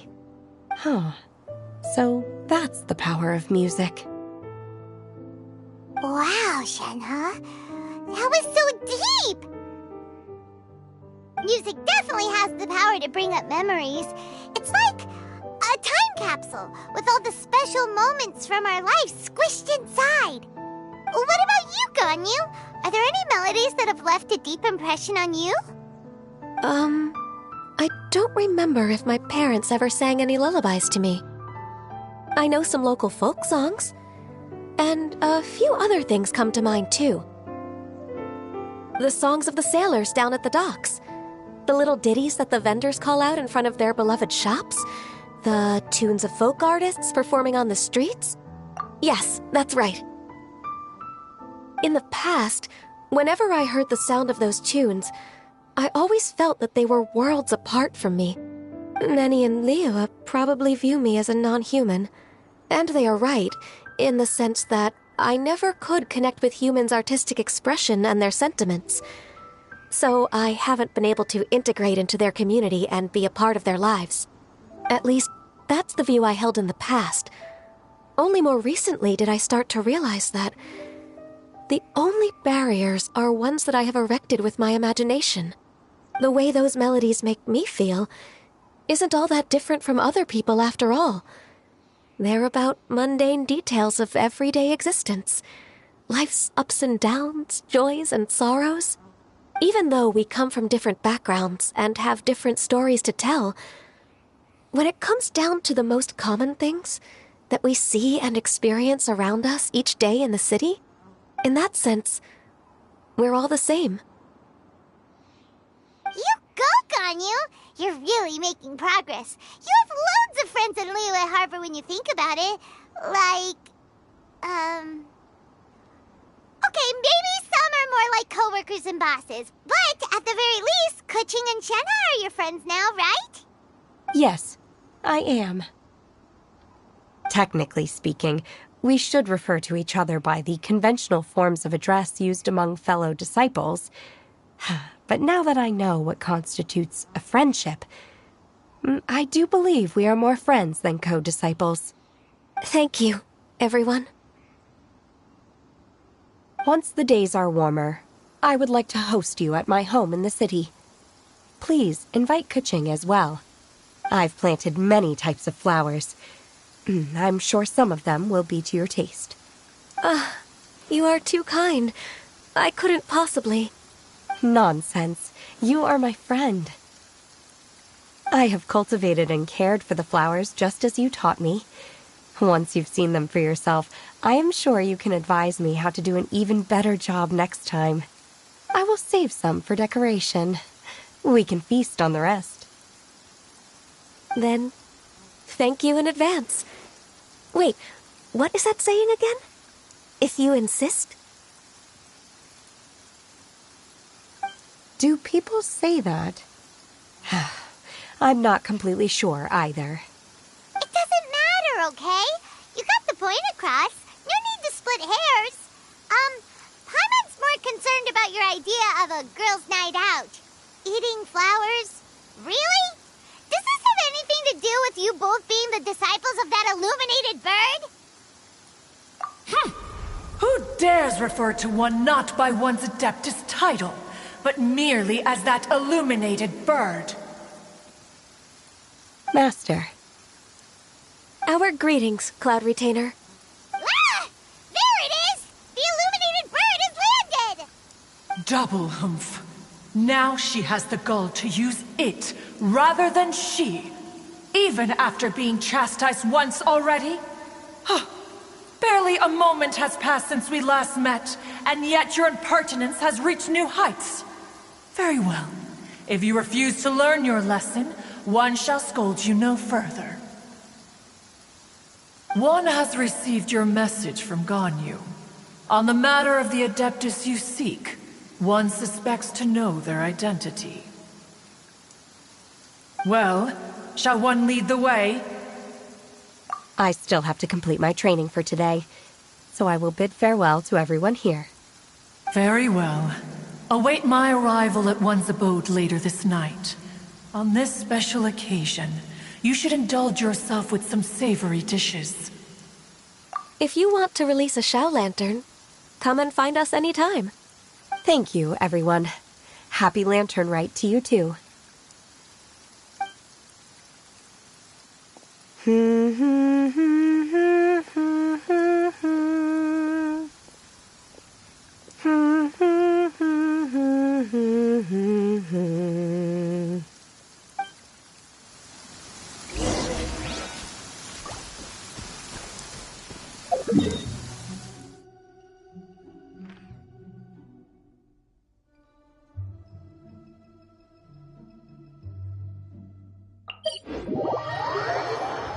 This weather is perfect for doing nothing at all.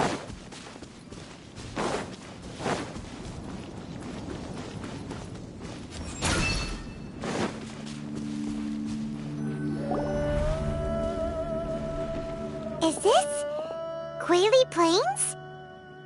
Cloud Retainer, why did you bring us here? Ganyu is of course familiar with the name Guizhong, but have you ever heard of her?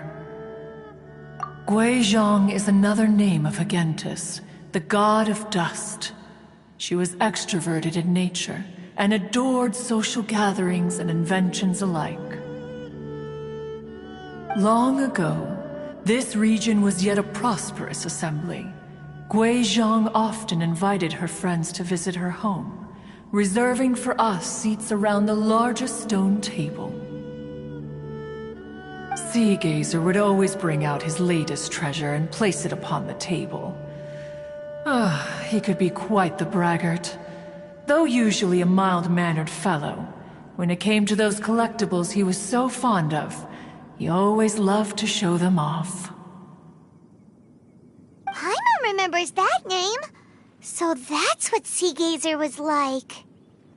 He was an old friend and a former rival. One has many memories of him. Once he had brought out the treasure, it would predictably become the center of attention. Neither Guizhong nor one was content to let him just steal the spotlight. So we would then also present our proudest mechanical creations. As Adepti, we were each gifted in our own ways, and naturally proud of our accomplishments in our respective fields of expertise. As a result, one often quarreled with Sea Gazer. His treasures were not even of his own making. He just used his exploration skills to dig them out of the ground. How, pray tell, could he compare to me, when every single one of one's accomplishments were crafted by one's own hand? Cloud Retainer, you are getting competitive again. One digresses. Regardless, every time an argument occurred, Guizhong would come over to watch us during our mutual lambastics. On some occasions, she would join in, and on others, she'd take one of us by the limb and start uttering the most ridiculous nonsense. What kind of nonsense? No kind of nonsense were we spared. Sometimes she would brazenly opine, why argue between yourselves when neither of you could ever hope to beat me? Other times, she would make unsolicited suggestions, such as, once you two are done arguing, let's go to the foot of the mountain and grill some meat. She always sought to make everyone happy, and one must say, she had quite the gift for it. No matter what nonsense she said, one never felt bothered or offended. It also helped that she never referred to one as that illuminated bird or ladybird. Come on, get over yourself! Huh. Anyway, just as our impassioned arguments would reach the apex of acrimony, Marchosius would bring his delectable dishes to the table. Who would dare snub the stove god and his wondrous creations?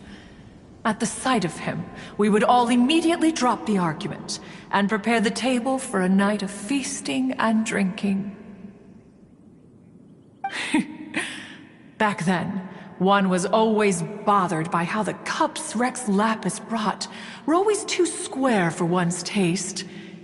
Can you see yourselves ever enjoying a drink from a square cup? Precisely.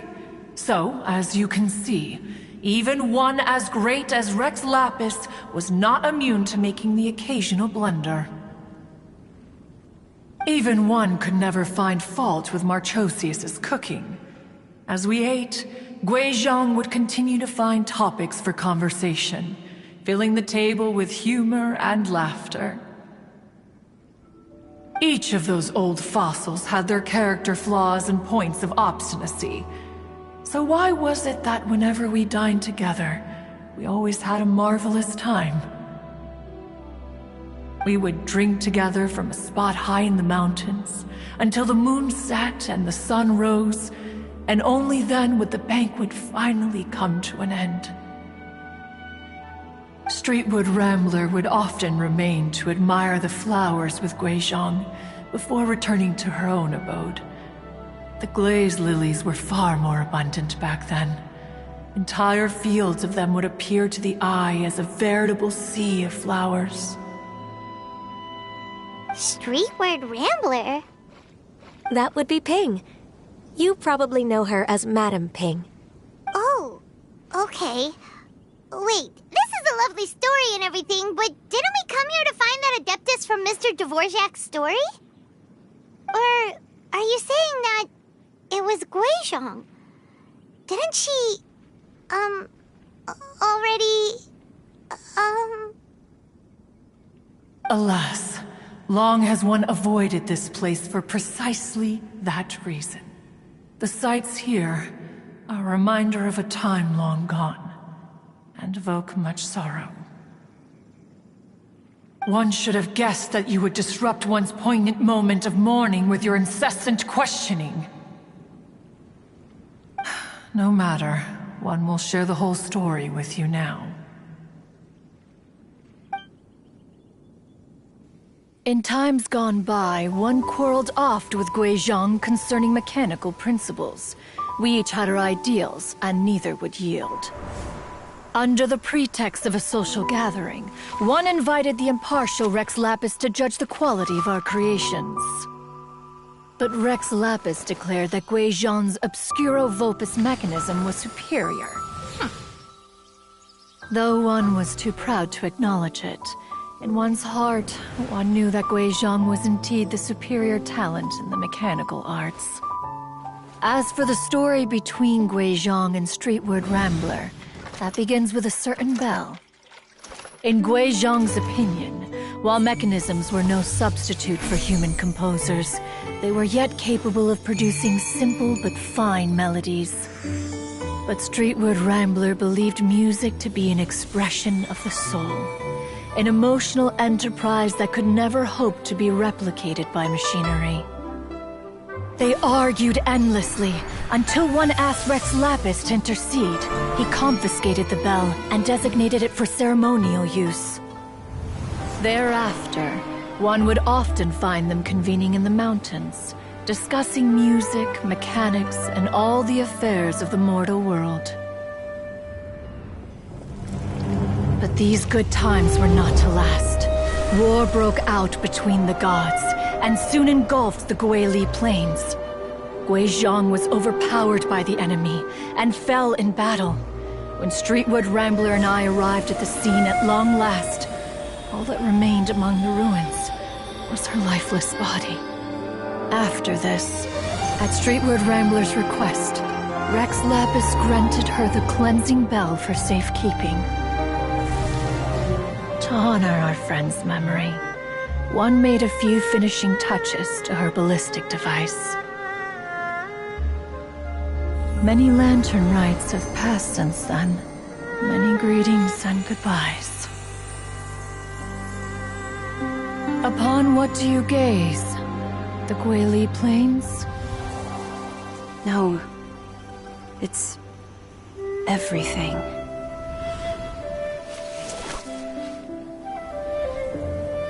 We think of human life as like a lantern that's lit one minute and extinguished the next. But are we Adepti so different? Perhaps as dust settles after a storm, we too must one day return to the world below. One has always been austere and private by nature, and has never relished socializing. One's dealings with Guizhang were born out of discussions on the discipline of mechanics. What? You have loads of friends, and you seem pretty chatty. Just because one is not ignorant of social graces does not mean one is fond of them. One is perfectly capable of partaking in conversation despite being introverted. But in the end, one is nothing like Streetward Rambler. She is dauntless but thoughtful, not to mention eloquent and wise. Moreover, her friendship with Guizhang was far greater than one's own.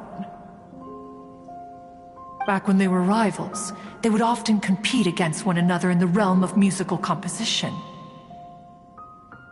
That cleansing bell was one of Guizhang's proudest works, having the ability to both compose and perform. Wait, that's weird. Didn't Madame Ping say she pestered an old friend for that bell? And she also said something about being a vain beauty when she was young or something. Streetward Rambler, a vain beauty.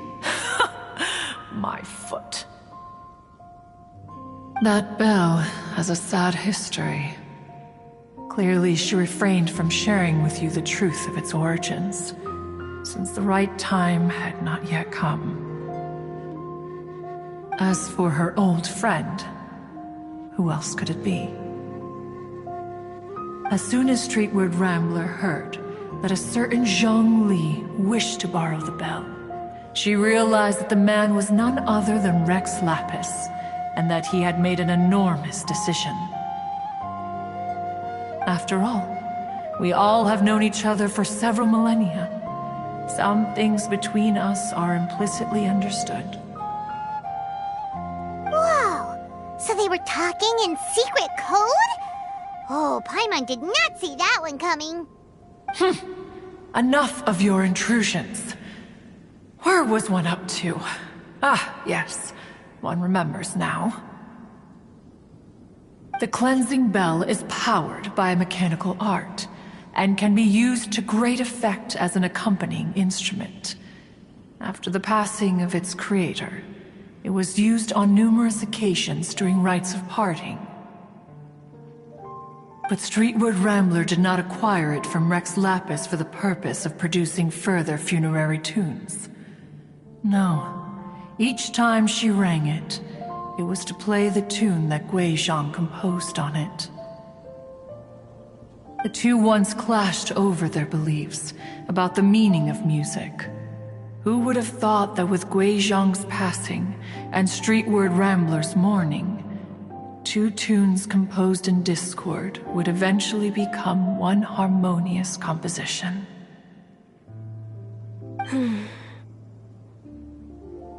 Once upon a time, Streetward Rambler also loved gatherings, liquor, and music.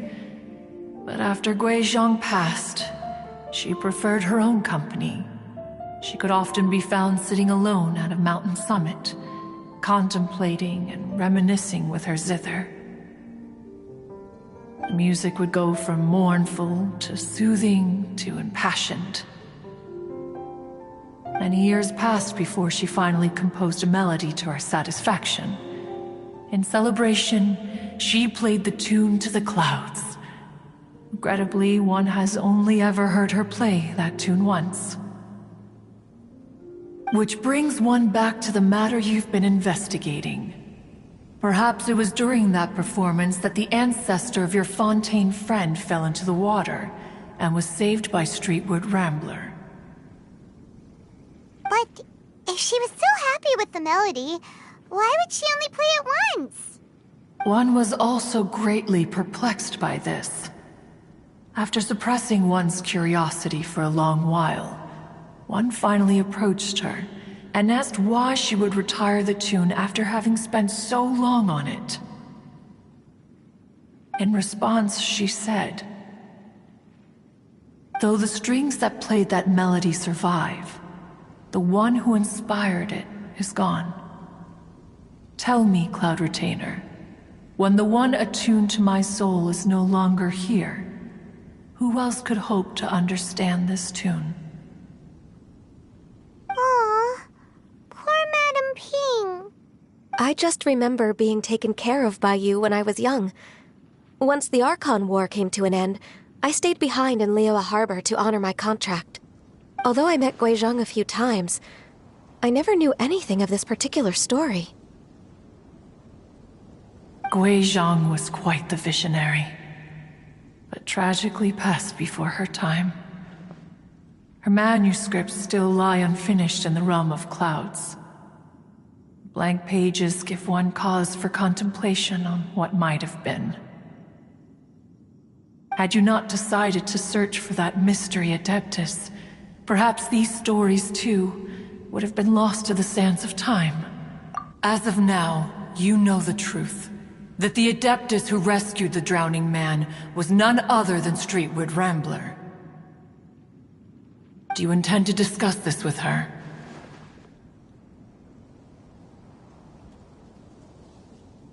Do you mean Ping might find the topic too distressing? Precisely. The passing of our old friend is a heavy topic that both of us are usually careful to avoid. If I may be so bold, Cloud Retainer, could it be that this is just your own personal opinion? Oh? How so? I've been in Liyue Harbor for quite a long time now, and I've witnessed many farewells along the way, so I too am well acquainted with the pain of the passing of a loved one. But this doesn't bring the city or its people to a standstill. They have to keep moving forward.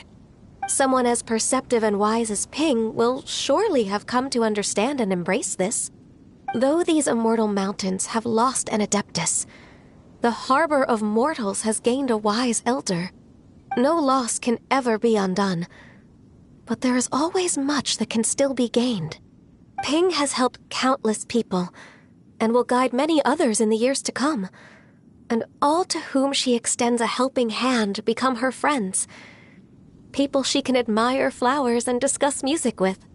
Though it is heartbreaking to lose a kindred spirit, life goes on, because there are new friends waiting for you further down the road.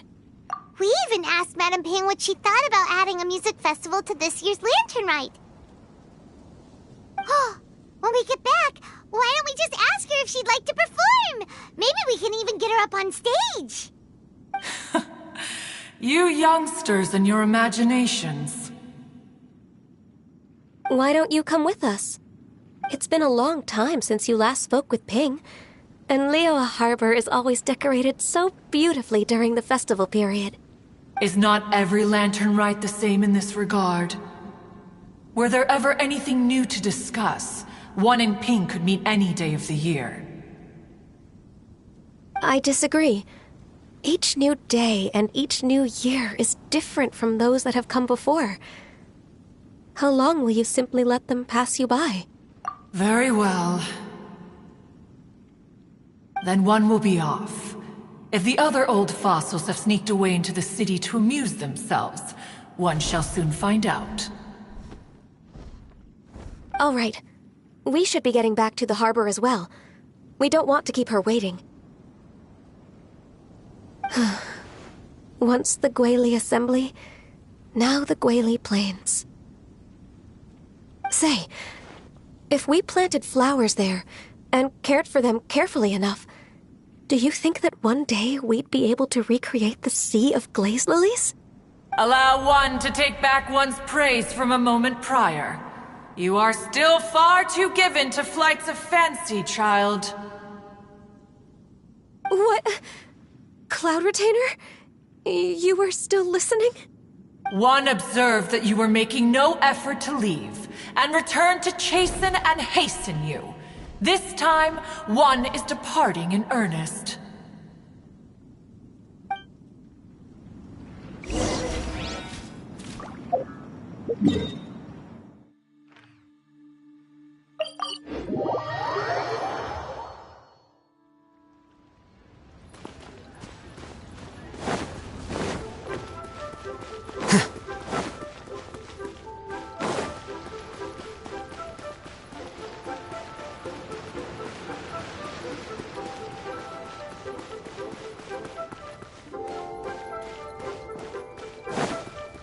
Here you are. This is a peaceful neighborhood.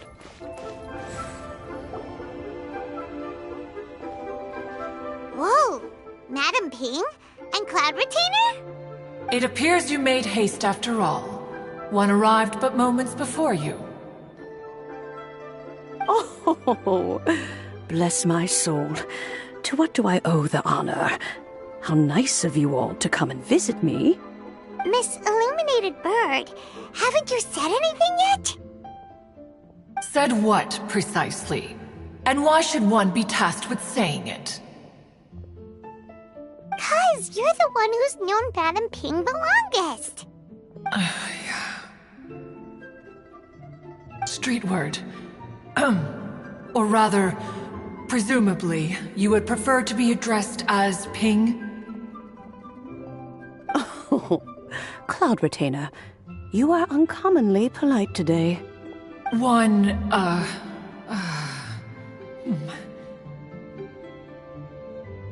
Given that Latern Rite is almost upon us, the weather in the city is most pleasant, and a sweet floral fragrance lingers in the air. Ganyu, please continue from here. Huh? All right. So, this all started because we were trying to help Mr. Dvorak find the Adeptus who saved his ancestor's life.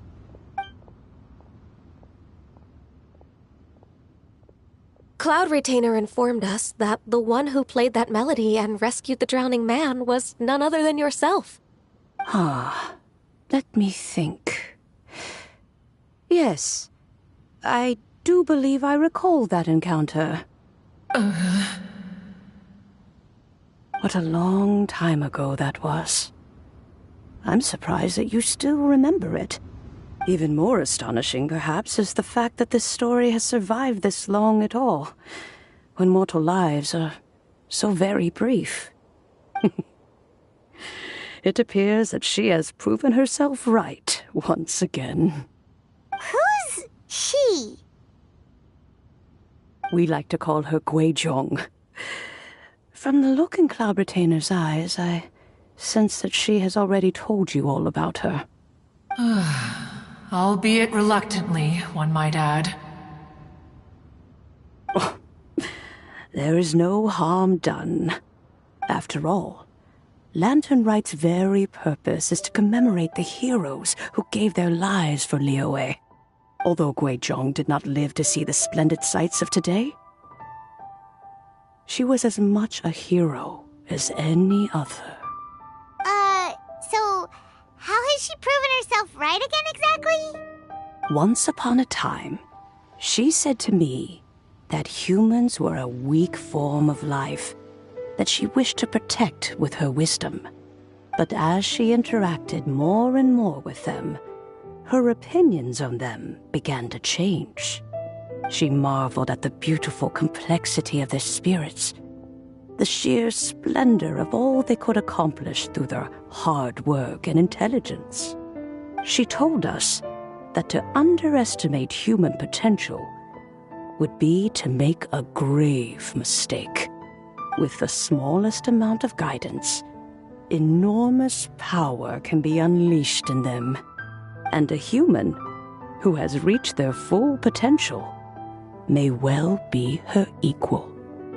Someone who could have as much to teach an Adeptus as to learn from them. She always had a way with words. That her mechanical accomplishments were judged superior to one's own was, one suspects, in large part due to her sheer eloquence. Speaking of mechanics, Cloud Retainer, do you still remember that potted plant mechanism? The one that the two of you gave me as a gift? Of course. Gui Zhang and Wan both put an immense amount of effort into that gift. It would be no overstatement to call it a testament to each of our individual technical genius. As Gui Zhang once said, it takes every blade of grass and every flower to make a homeland. When I see the sight of Liyue Harbor before us today, I am reminded of this. Madam Ping looks very emotional right now. Of all of us, it was Gui Zhang who was the fondest of these grand and exciting occasions. If she were still with us, I'm quite sure she would still be trying to best Cloud Retainer's finest works at every opportunity. Liyue Harbor is always filled with the sound of music at this time of the year. If she were here, one is certain that she would seek you out to discuss and debate the virtues of various melodies. Oh yeah, music! We've been dying to ask. What was the melody that you played back then? Oh, also, with you being such a music expert and all, why don't you join the concert as a performer? I can make arrangements right away. Oh, as much as I don't wish to dampen your enthusiasm, it's been a long time since I played this zither.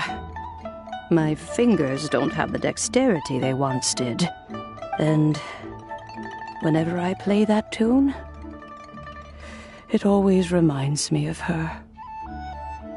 I start wondering what she would think of the changes I have made to her melody.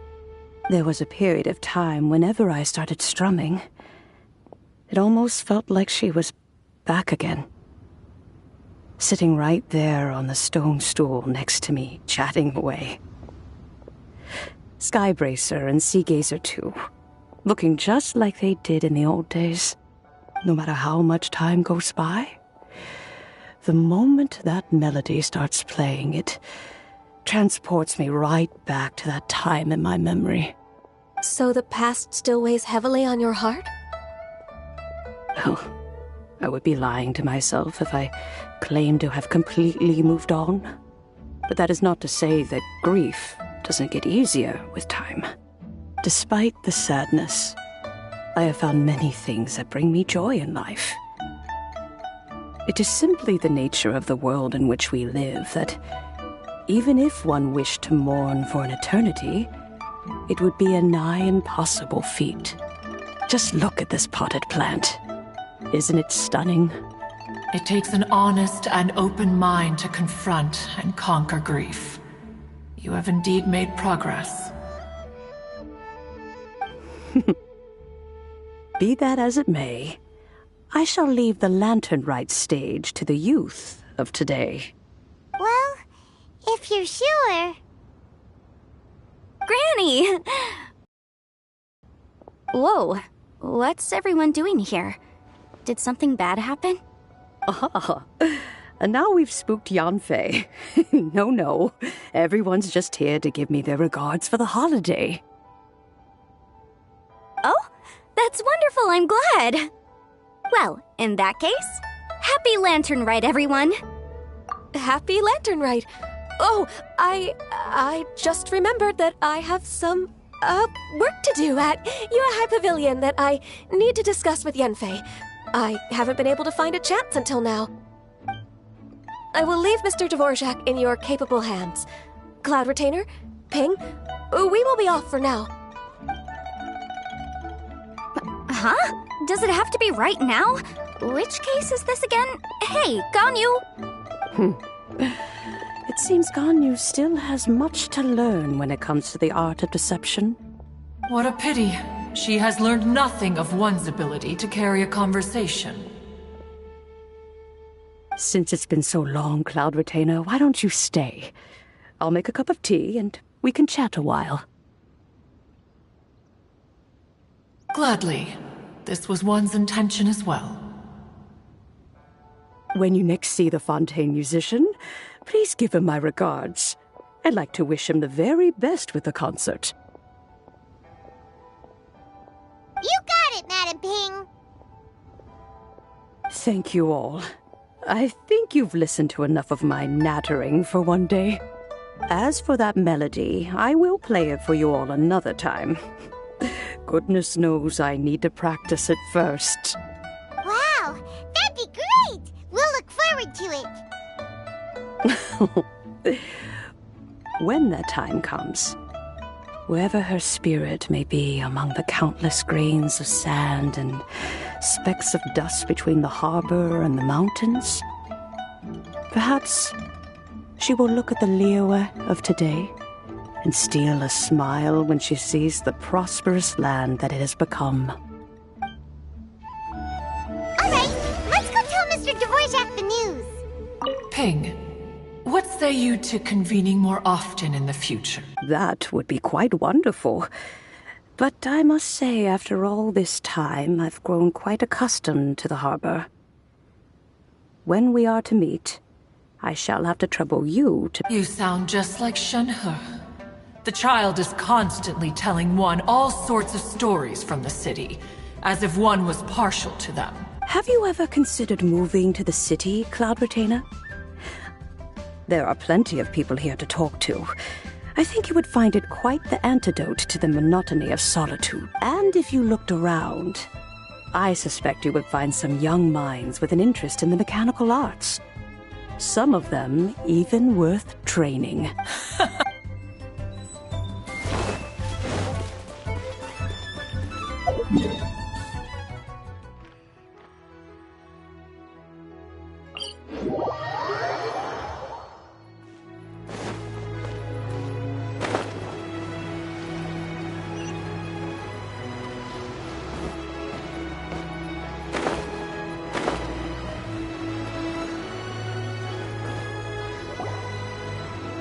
Mr. Dvorak!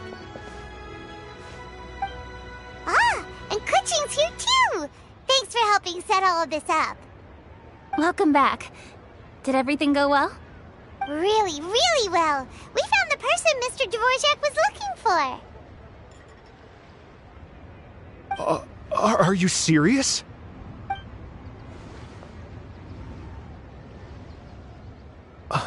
I see. So the melody my ancestor heard was an adeptus remembering her late friend? That certainly explains why it was such a powerful and poignant tune. Huh. That's a really interesting first reaction. Guess that comes with having a musical mind. I have to say, though, it's hard to believe that the fairy from the tale is now an elderly granny. Oh, Paimon knows exactly what you mean.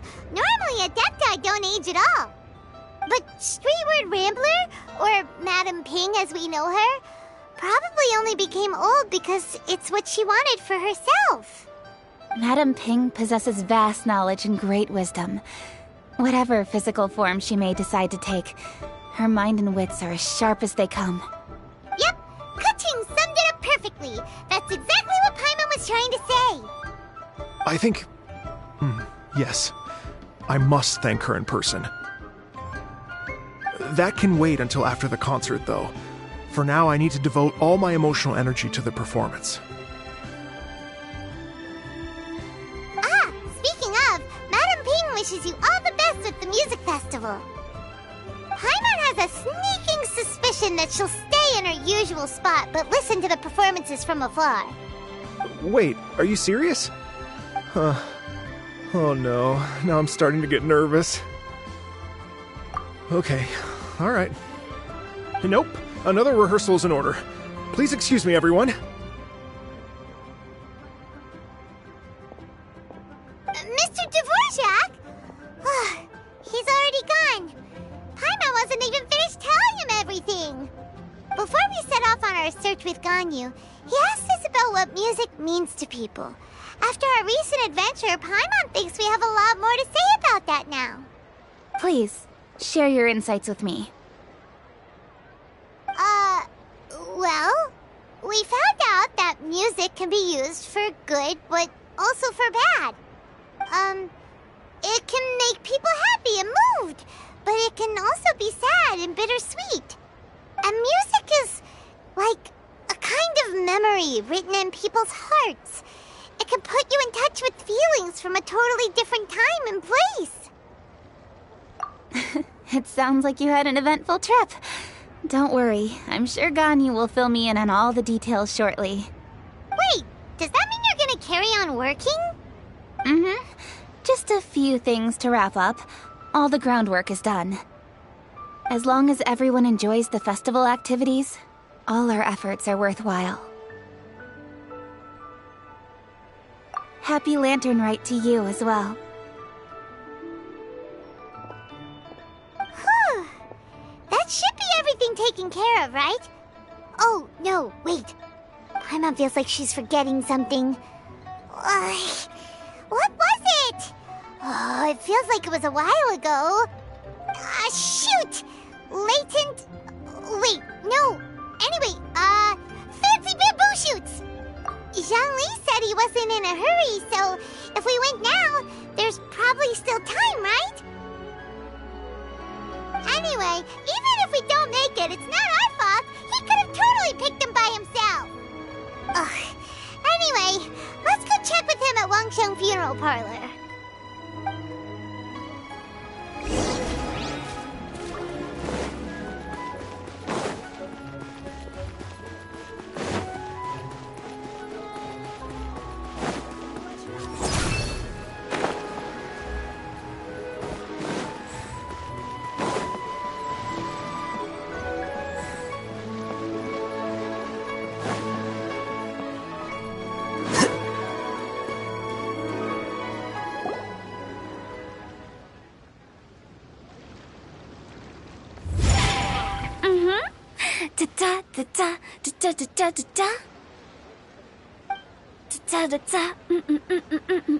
Oh!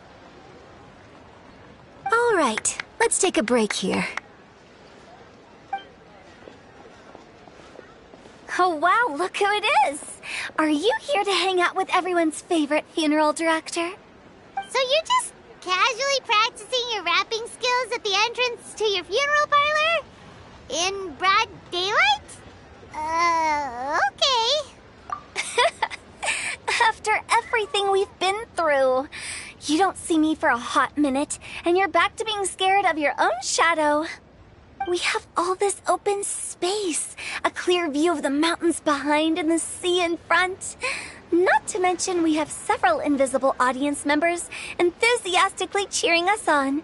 It's the perfect spot to rehearse. Invisible audience members? Gotta say, it took me a few days to get used to Director Who's way of talking. Xinyan was pretty spooked too when she first got here. Just like when she sees a frog, but a giant frog with sharp teeth. Come on, knock it off. What's wrong? I've never seen someone look so confused before. Well, don't worry, because Director Who's here to explain it all. There once was a Fontaine musician who went around town on a mission. He came door to door for his iridescence tour, looking for acts to audition. With my words, Xinyan's chorus, and Yunjin as our mentor, we'll take the stage by storm with flames roaring and the whole audience calling for more.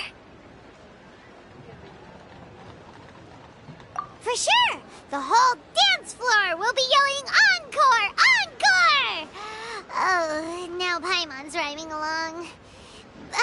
But when you say flames roaring, are you sure this'll be safe?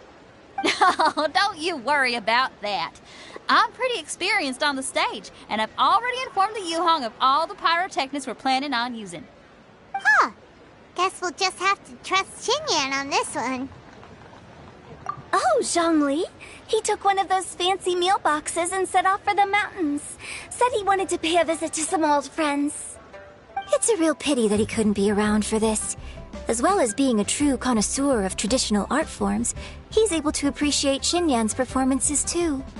Yeah, that's right. Matter of fact, he was the one who first invited me to perform here. To tell the truth, though, I never thought I'd really find myself rehearsing here one day. Well, now you know. The Wangsheng Funeral Parlor is a great location. All of you are always welcome to come and hang out here, especially if you're in the mood to try something new.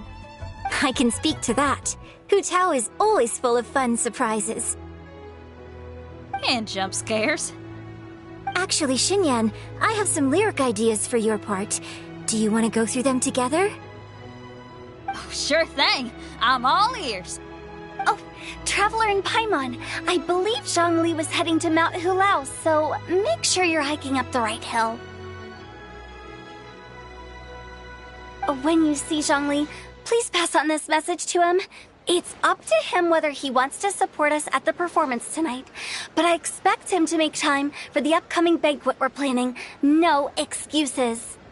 You should join us too. It'll be a riot. If there's one thing I've learned from being a funeral director, it's how to throw a party.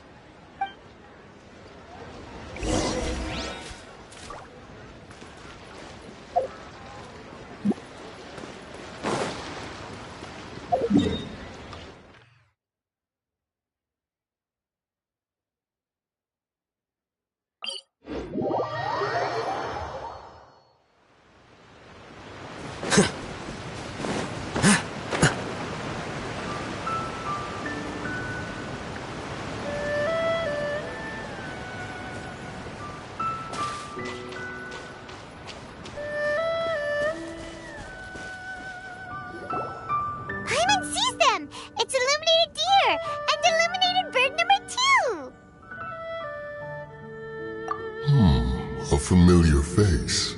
Have you come from Liyue Harbor? How is the city nowadays? Everything's great! But if you're so curious, you can always go and check it out for yourself. In fact, Mooncarver has been taking many walks on Mount Tianheng in recent times. I believe the sights of the city are quite familiar to him. Zhongli! Here you are! We've brought the bamboo shoots you wanted. Impeccable timing.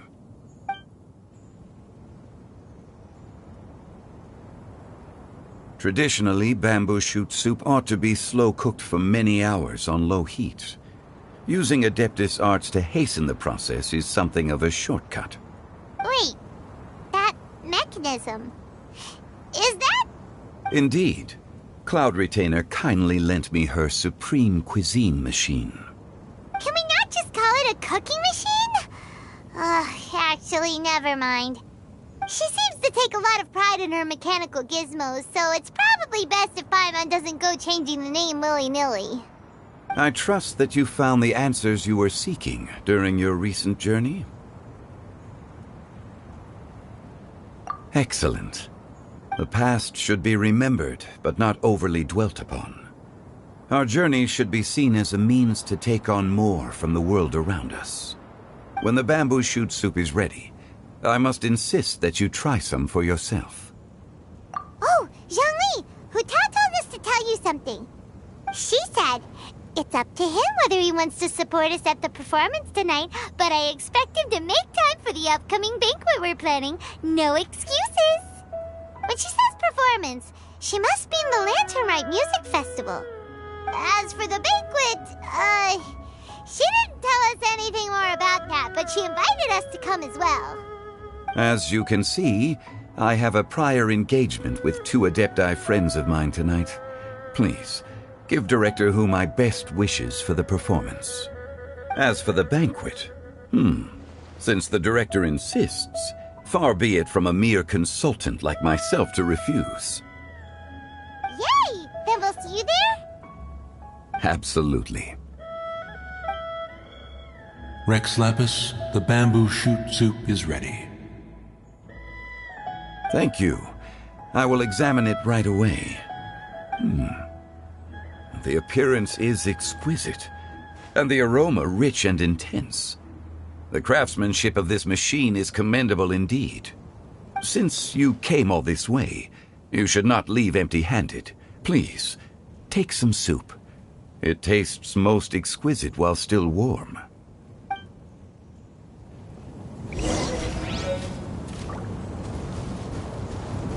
Had one known that Cloud Retainer was in possession of such eminently useful devices, one would have sought to borrow one from her long ago. And yet, since you share my lack of enthusiasm for mechanisms and fine dining, it would have become a mere decorative ornament in your abode. Not so. Had one had such a device to make up for one's lack of culinary prowess, Shenhe would not have had to rely on flowers and herbs alone for sustenance while under one's care.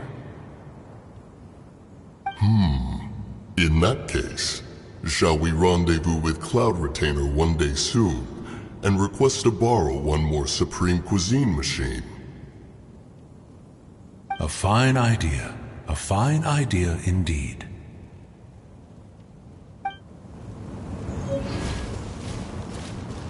I intend to reminisce with my old friends for a while longer. You ought to get back to Liyue Harbor. There is a performance you do not want to miss.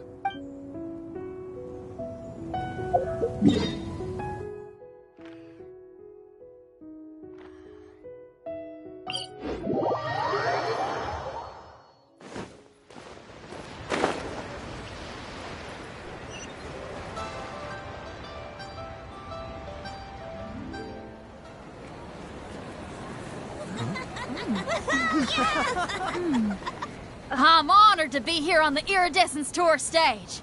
All right, without further ado, I'm Xinyan, this is Hutao, and this is a little something called... The Bling Lilies!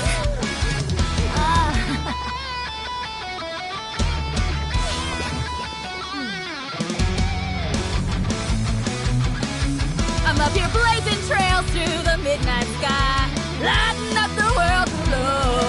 And when the crowds all hear my voice, they'll meet the spirit of rock and roll. Let's go! Hey, you butterfly, you too buzzing by, guiding your way to the afterlife, opening the path without a fright. Oh, I'll light the fire, watch it blaze across the universe. I'll spit my rhymes, watch your step, or you'll get burned. Hey, woo!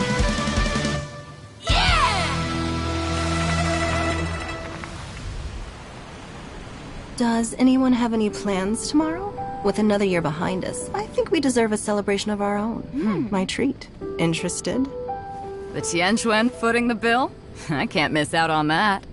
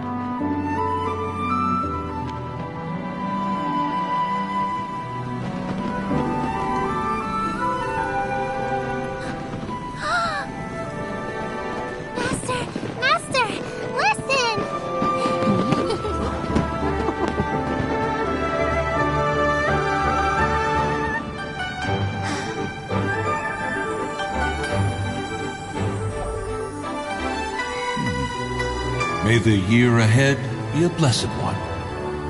I believe it shall be.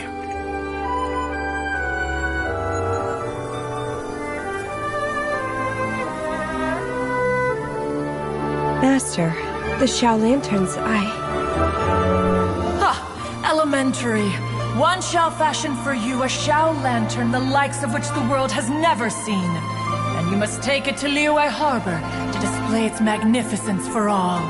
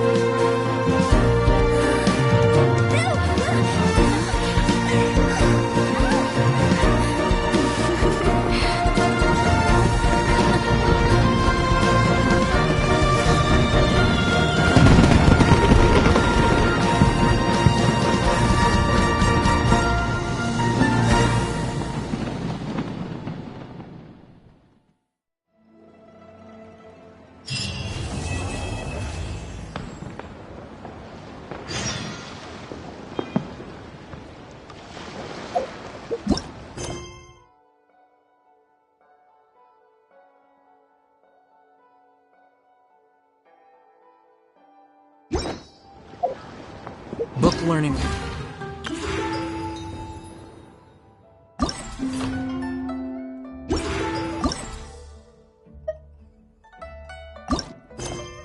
Alone is not enough to cultivate intelligence. All those...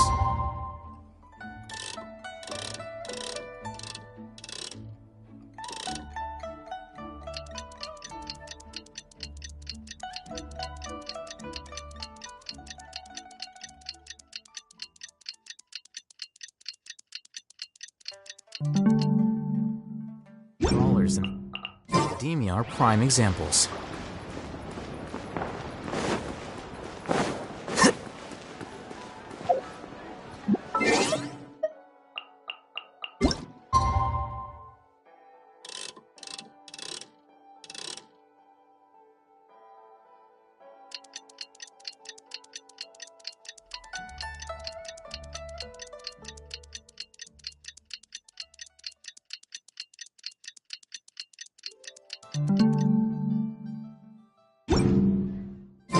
Traveler, hurry! It's almost time for us to join Hotel for dinner! Ooh, and we'll be meeting at Shinyue Kiosk. It's the...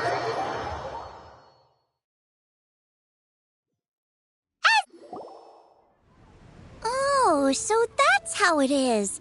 Thanks for the suggestions, Mr. Zhongli. I have them all noted down. I've long heard that your knowledge encompasses all things old and new, Mr. Zhongli, but I never knew that you were well versed in the art of cooking, too. It is truly an honor to make your acquaintance. No need for formalities. I too feel humbled to be in the company of such talented young people. There are many things I could learn from you. Oh, you flatter us. If it's possible, may I trouble you to provide a few words of guidance for my practices in exorcism? Exorcism? I can't say I'm an expert in the field, but if you don't mind, we could start by discussing... Whoa, there's so many people here! All we knew was that Hotel invited Zhongli over. Paimon never thought we'd be meeting so many old friends! Happy Lantern Ride, everyone! Likewise. Please take a seat.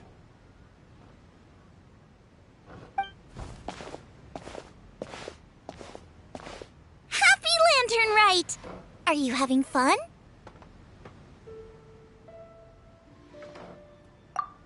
Me too. I've seen Xinyan perform before, but this is the first time I've watched something like this.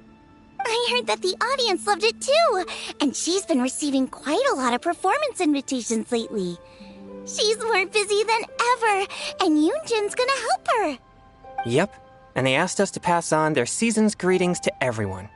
They hope we'll have a wonderful gathering. The performance was spectacular indeed. However, it gave Xiangling a huge burst of inspiration, which in turn gave us a bit of a headache. Us? Did Xiangling ask you to try out her dishes too? That, my friend, is beside the point. Watching you eat was enough for me. Come to think of it, I probably shouldn't have burdened Chongyun with eating my share too. Hold on, Xiangling came up with a new recipe? Let Paimon try! See? Someone here knows how to encourage people. Thanks, Paimon. Oh, and I have to thank Mr. Zhongli, too. He gave me lots of useful pointers that really drove it home for me. Oh, so that's what you were talking about before we arrived. Yes. Since we'll be dining together, the topic of our conversation naturally revolved around cooking. Xiangling's ideas are truly unconventional. Her choices in both ingredients and spices are comparable to a melody dancing on the tongue. My suggestions were nothing more than the icing on the cake. Oh, the two of you always deliver. Now I'm getting embarrassed. Anyway, I'll get everyone to have a taste after I've adjusted the recipe based on Mr. Zhongli's advice. That sounds like it might become a little safer to eat. How about I sample the dishes next time? Speaking of eating, Paimon feels like we're missing someone. Oh, Huta was the one who invited us, but she's not here. And where's volunteered to help Dad at the restaurant. You know, lots of people come over to eat during Lantern Rite. Without Guoba helping out, I probably wouldn't have had the time to accept Hu Tao's invitation. As for Hu Tao... The director went to collect a guest. She asked me to stay here and host you for the time being. Seems like it's almost time. Huh? Hu Tao went to fetch someone in person? Oh, that must mean they are super important. Could it be... Kuching? Ningguang? Or Captain Beto? She didn't clarify. And as her subordinate, I couldn't just pry into the details, could I? Ta-da! We're here! Oh, we're not late to the party, right? Right? Good thing the Conqueror of Demons and I are both as swift as the wind. And whoosh, we made it just in time.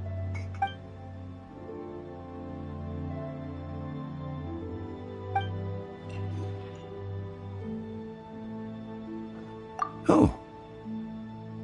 I see. So the important guest is the Conqueror of Demons. I've been looking forward to meeting you. The director didn't mention anything when she invited us. What a pleasant surprise. Gathered here with us tonight are not only young and accomplished individuals, but also the protector of Liyue's peace, Adeptus Alatus. To convene here with all of you is indeed a great honor.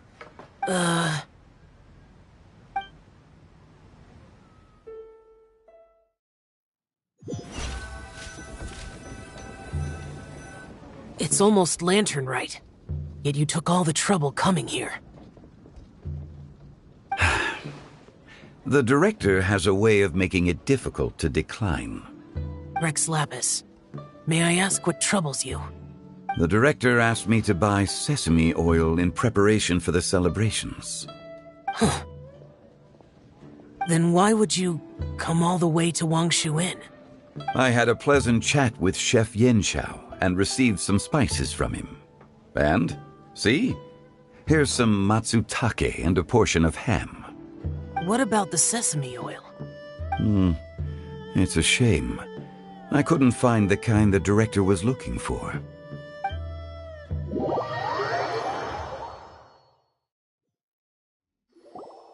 I'm sure you're exaggerating, Zhang... Sir. There he goes again. Enough with the pleasantries. Go let our guests take a seat. Everyone here today is well known in their own field and has probably heard about one another to some extent. Some of us are even old acquaintances, so there's no need to be this formal. I heard that the Conqueror of Demons and the Traveler are pretty close, no? Great! You two sit together. You should take a seat too, Director. Oh? Finally remembered me? When we arrived just now, the host at Xinyue Kiosk told me our dishes are almost ready. Perfect timing. Let's not wait any longer and ask them to bring out the food.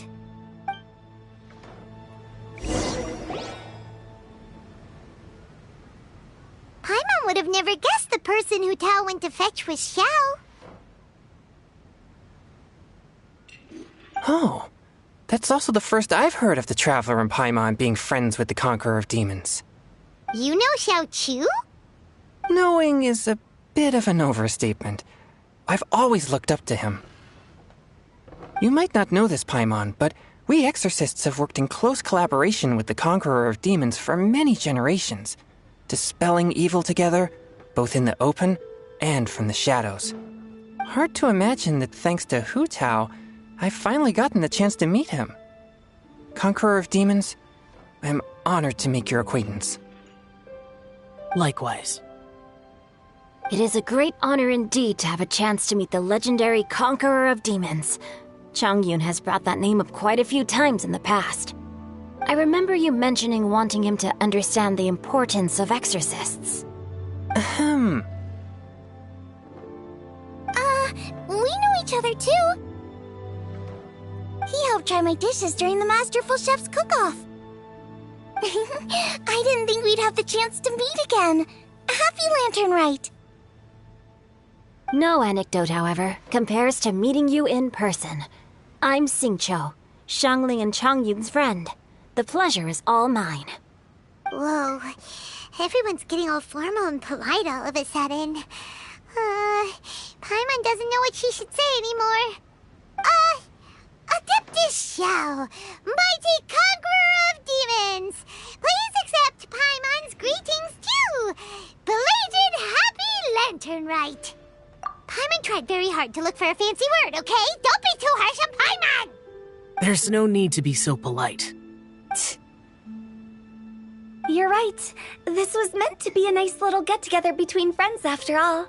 Too much formality kills the atmosphere. I didn't plan this gathering only for everyone to walk on eggshells. Hiya. What's your true intention, then? A little get-together between friends, sipping the finest tea and watching lanterns float into the sky, bidding farewell to the past and embracing the present with joy. And that is something our consultant would say. I think it deserves a standing ovation. Indeed. Exceptional acting skills, Director. As for me, I'm just here to have fun and treat everyone to something good. We all worked really hard this year, whether traveling or guiding, cooking, helping with the family business, exorcising evil spirits, or conquering demons. And of course, our consultant, who's been helping out at the parlor every now and then. Everyone has done some pretty amazing things. As the one who brought everyone together, it goes without saying that I'm the one most deserving of praise. Huh? Sounds kinda self-important, but Paimon thinks it's pretty amazing that she managed to talk Xiao into coming. He rarely ever enters Liyue Harbor after all. It wasn't as complicated as you think.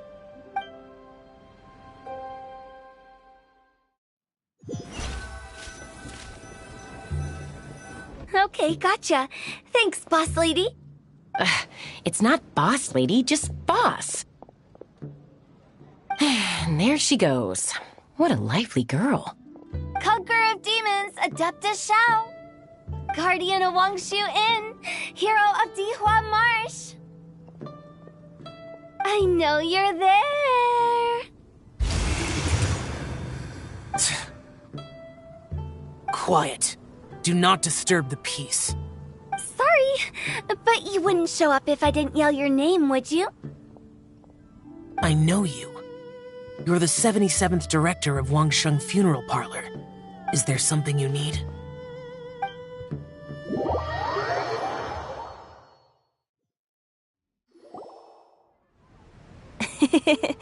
That does sound like one of Hu Tao's antics. Did the Conqueror of Demons agree to come so that Hu Tao would stop pestering him? There might be other reasons. Smart guess. Huh? There's more to it? It gets pretty boring from here on. I talked about the funeral parlor's past relationships with the guardian yakshas. You know, just to be sociable. In the time of the Archon War, disputes were frequent, and disaster overtook the land. Humans couldn't escape from the torment of the plague, nor could they escape death. The Adepti vanquished the demons, the Millelith fought valiantly, and Wangsheng Funeral Parlor was responsible for purifying the diseased and sending off the spirits of the dead. That is how the border between life and death was maintained during the war. And it effectively prevented further incidents from happening. That's right. 1 point for the consultant.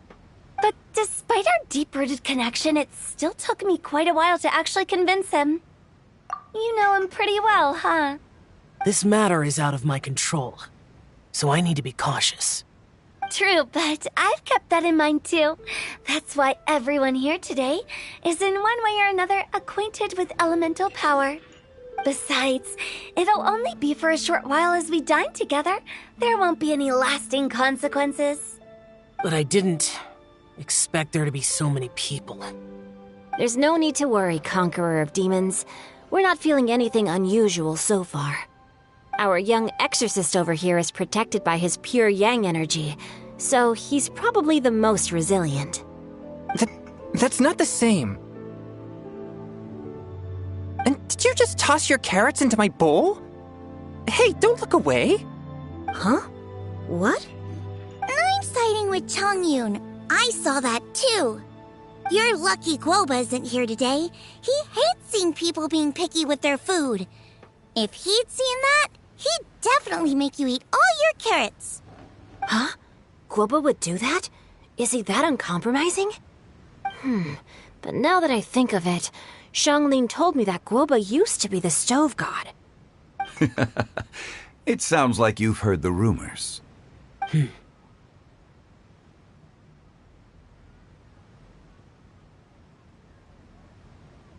I'm doing fine.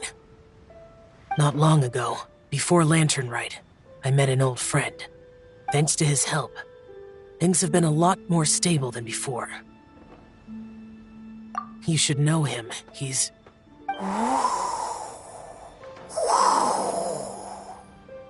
Seeds of story, brought by the wind.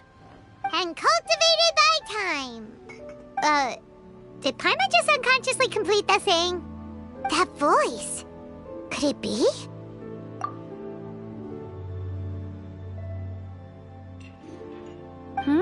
If I'm not mistaken, there's someone knocking at the door. Don't just sit there, Zhongli. Go welcome our guest in. No such need. I'm coming in.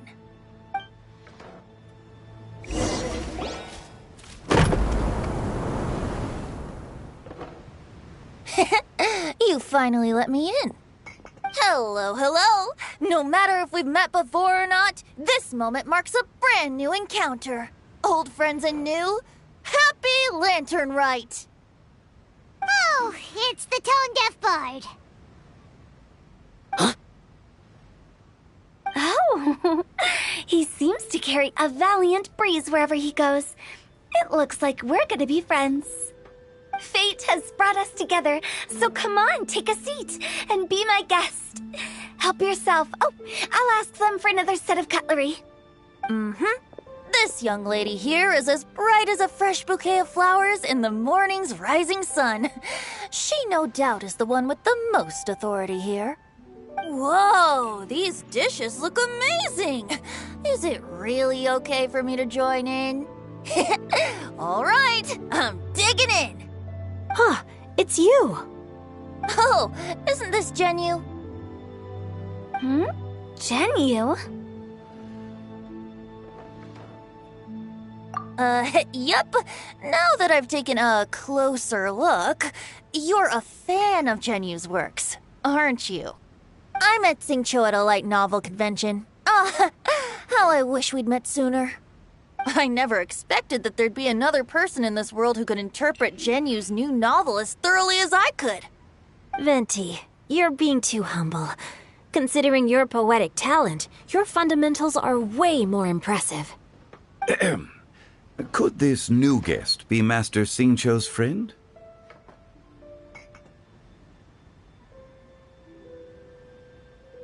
Yes. Monsters become more active than usual as we get closer to Latern Rite. I was patrolling Dihua Marsh a few days ago, when I happened to run into this... You've already forgotten? I'm a bard, remember? And bards go around singing wherever they like. Oh, right. And this bard was performing in Dihua Marsh. It was a moving melody, and it made me feel relaxed and at ease. I couldn't help but stay and listen. Thank you for your patronage. I understand now, too. I'm Zhongli, currently working at the Wangsheng Funeral Parlor. It's a pleasure to meet you, new friend. And I'm his boss. Oh, and if there's anything unsatisfactory, let me know anytime. That's very considerate of you. Oh? No wonder.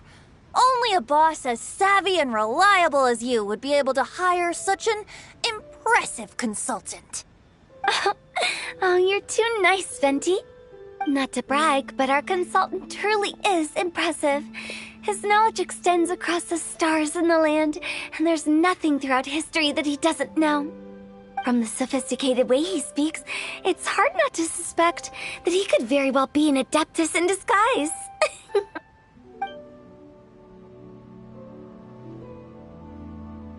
Xiao, you're an adeptus. Do you think it might be possible? Sorry. I'm only good at conquering demons. I'm afraid I don't have much knowledge in that matter. Really? But Paimon thinks you're super knowledgeable. Huh? Oh! Right! Xiao's a warrior. He doesn't come to the city very often, so it's, pretty normal for him to not know anything. Yeah. Really? I've actually heard a few things about Mr. Zhongli before. The guests in the tavern talked about this refined and courteous man who, instead of having wine at Mondstadt's finest tavern, ordered a cup of hot tea with the most complex name. Now that you mention it, I seem to recall that there indeed is a musician like yourself in Mondstadt. I've heard that he's elegant and amiable, his works witty and vibrant. It's no overstatement to regard him as the best bard in Mondstadt. Now you're making me embarrassed. I would say that Mondstadt's poetry is a little run-of-the-mill sometimes. There's one I heard a while back that went, "The old house is renewed, welcoming the spring breeze, awakening old memories." The meaning's there, but the word choices are unimaginative, and there's a distinct lack of literary flair. I think so too. The composition needs a little jazzing up. If I were to give it a go, I'd make it an old melon on a vine, a new flower that grows fine. Oh, good one! It feels unique and has a nice ring to it. You have great taste, Venti. I was right about you. Let's shake hands. Of course, of course. Hey, Shincho! Mind lending me a few books when we get back? Pick out some well-written ones. I don't know if it's my own lack of literary knowledge, but I couldn't tell the difference between those two. I don't think it's your fault. Chongyun's right. It's not our fault.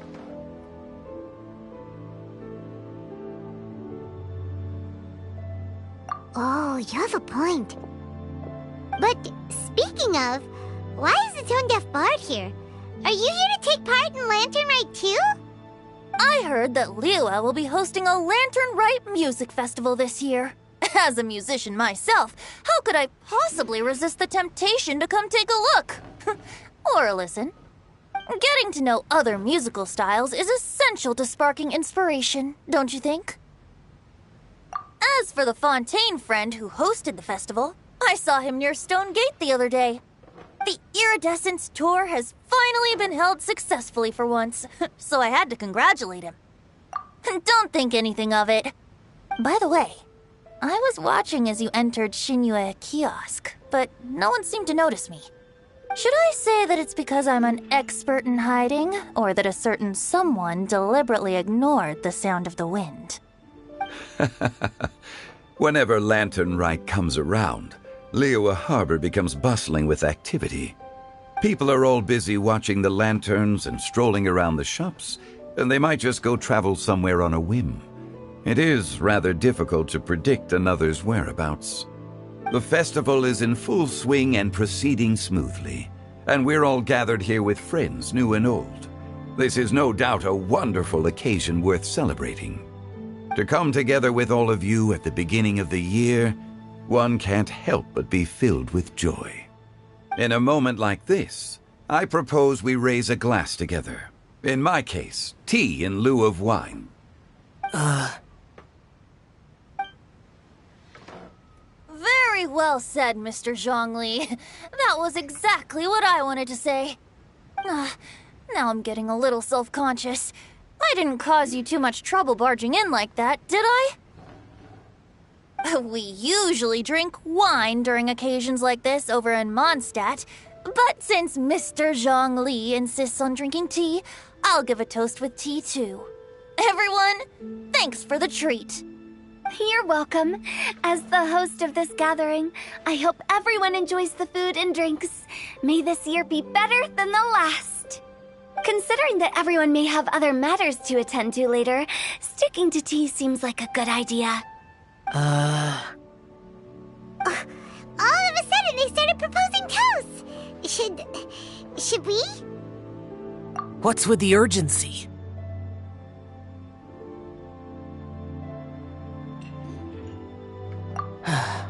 Sure. Have you two finished eating? It's always nice to have a breath of fresh air after a meal. Helps with digestion. Paimon will come too. Yeah? Okay then. Don't forget to come back.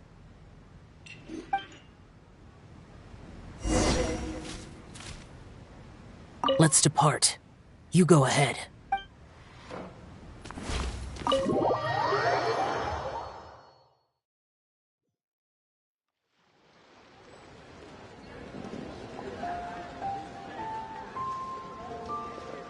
Are you all right?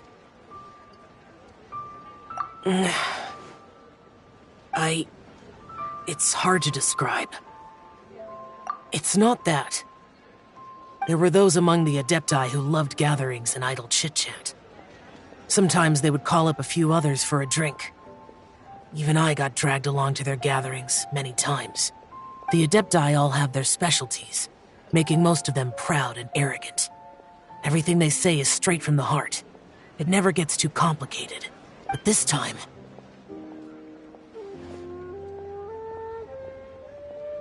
No. I didn't mean that. So you know his true identity. I'll get straight to the point then. The Animo Archon is a free spirit, and his temperament is as carefree as the music he plays on the flute. It's easy for a god like him to live in harmony with humans, and that's something I might never be able to do. That does sound like something you would say. No matter. I know my circumstances. Whenever I think of the ordinary conversations I've had with you, it feels strangely novel. Yes. The parlor director went out of her way with the invitation, so it was difficult to turn her down. I had made mental preparations before agreeing to come.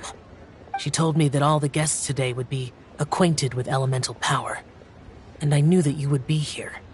But I didn't expect the other guests to be... General Capisis always said that we should live in the present and enjoy every pleasant surprise. Perhaps that's what I should do with what I'm feeling now. But I think he meant designing clothes for those around him. The clothes were intricately designed, but inconvenient to wear. Brother Bosacius never tried to hide his distaste in front of him. Rex Lapis did like his designs and even collected quite a few. The outfit he wears now was also designed by General Capisis himself. I never saw him wear this during the war. I didn't expect him to start wearing it later. Oh, here you are. I'm not intruding, right? You're not. What is it? Hu Tao saw that everyone's done eating and asked the staff to bring out the desserts. Paimon got so anxious that you weren't back yet that she scarfed down her dessert without the usual slurping and munching. To be honest, I was kind of worried too. You looked a little restless just now, and I thought you weren't used to the food here and was planning to head back to Wangshu Inn for something Yanchao made. You're worrying too much.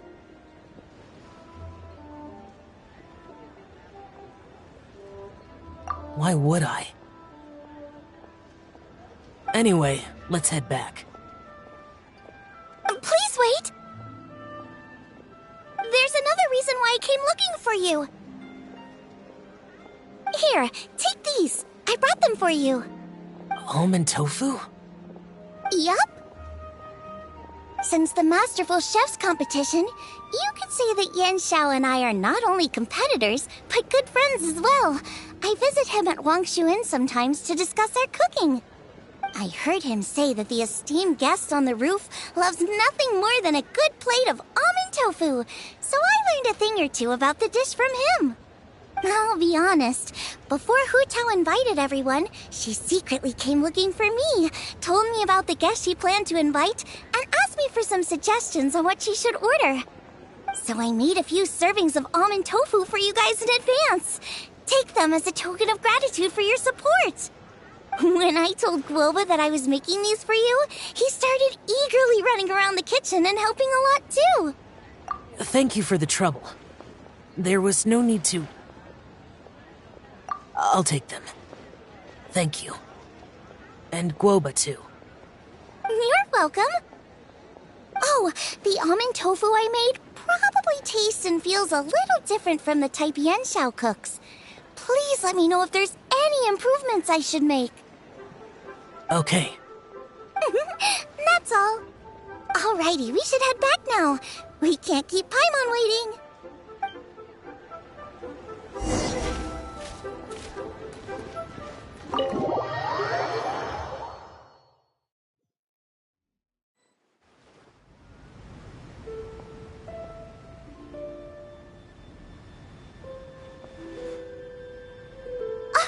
You're finally done whispering secrets to each other? So much for promising Paimon you'll be back soon. How could you say that to Paimon? In that case, besides having no sense of time, Paimon will let you know what having no sense of fullness looks like. Your dessert is all Paimon's. Sorry to keep everyone waiting. No worries, we're all just chatting here. There's no serious business to take care of. Whether we're chatting outside or inside, it's all the same. Paimon's too busy eating to talk to you. But even though we're all well acquainted by now, I think this festive gathering deserves something ceremonious. Oh? Is this some local custom? Nope. This is something I made up so that good luck will be on our side, that's all. Spontaneity is the best choice to make here. Let's use this incense burner on the table. It's been lit for so long now that the incense is running out. I'll leave refilling and lighting the incense to the most distinguished guest among us all. Lighting the incense will signify continuous growth and prosperity in all our endeavors in the new year. I see. Perfect symbolism, as expected of Hu Tao. And speaking of the most distinguished guest here today, I'm sure we all agree that it's Mr. Zhongli. I'm not very familiar with the details of his past deeds, but chatting with him has been a real eye-opener, even for a bard who has traveled all across the world. If knowledge were a form of power, one could even say that you're a wielder of unlimited strength. But when it comes to having a way with words, the notable bard is certainly one cut above the rest. I just happen to have a good memory. It is such an unexceptional skill, yet you made it sound like an unparalleled talent. I am truly impressed. Since we all get to nominate someone...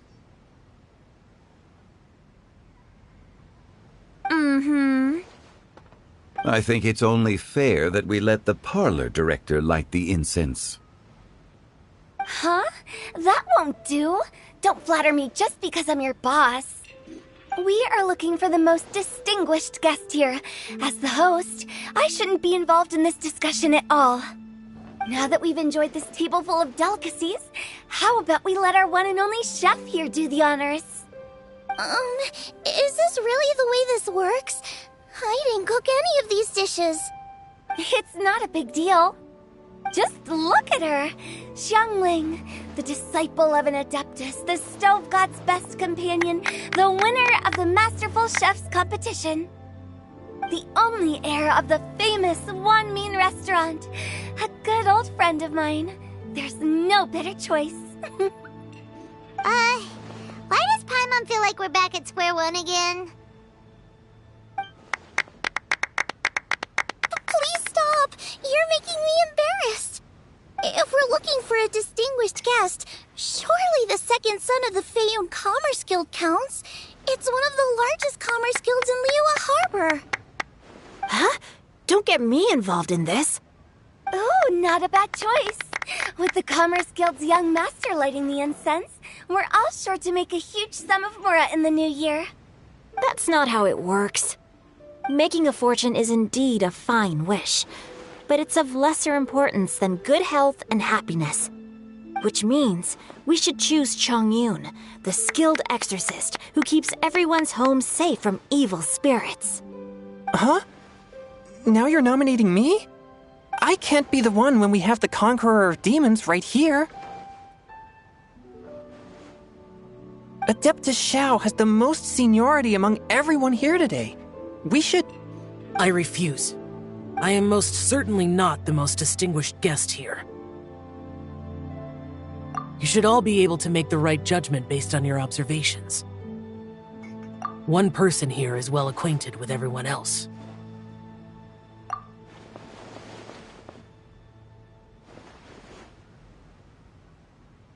Oh, that's right! Even though you're always mocking Paimon, you're still pretty popular with other people. No, wait! Paimon said she wouldn't talk to you again. Huh? Who else is there? Huh? Huh? Does that mean Paimon's the most distinguished guest? Oh, well, that was unexpected! I agree. Paimon's just the one we need. Without a friend constantly by your side, a long journey would become dreadfully lonesome. But once you have someone there to brighten up the atmosphere, everything along the way will become lively and vibrant too. Ah. The traveler has traversed many nations and left behind a great deal of fascinating stories. But without Paimon, they would have become quite monotonous. Paimon plays an indispensable role in making your journey a happy and smooth one. You guys, Paimon's not used to being praised like that. Those were genuine compliments, right? Thank you. You made Paimon wait for a long time, but Paimon's not mad anymore. Don't take everything to heart, Paimon. Friends tease each other all the time. That is indeed true. That means Paimon is as important to the traveler as Guoba is to me. Looks like we've come to an agreement. Any objections before we proceed? I trust the traveler's judgment. Then Paimon it is. And now, the world's most excellent traveler's greatest companion, guide, and friend, Paimon, will be refilling and lighting the incense for us. Here you go. Take the match, and don't burn yourself. But if things go really wrong, here's the 2-for-1 coupon.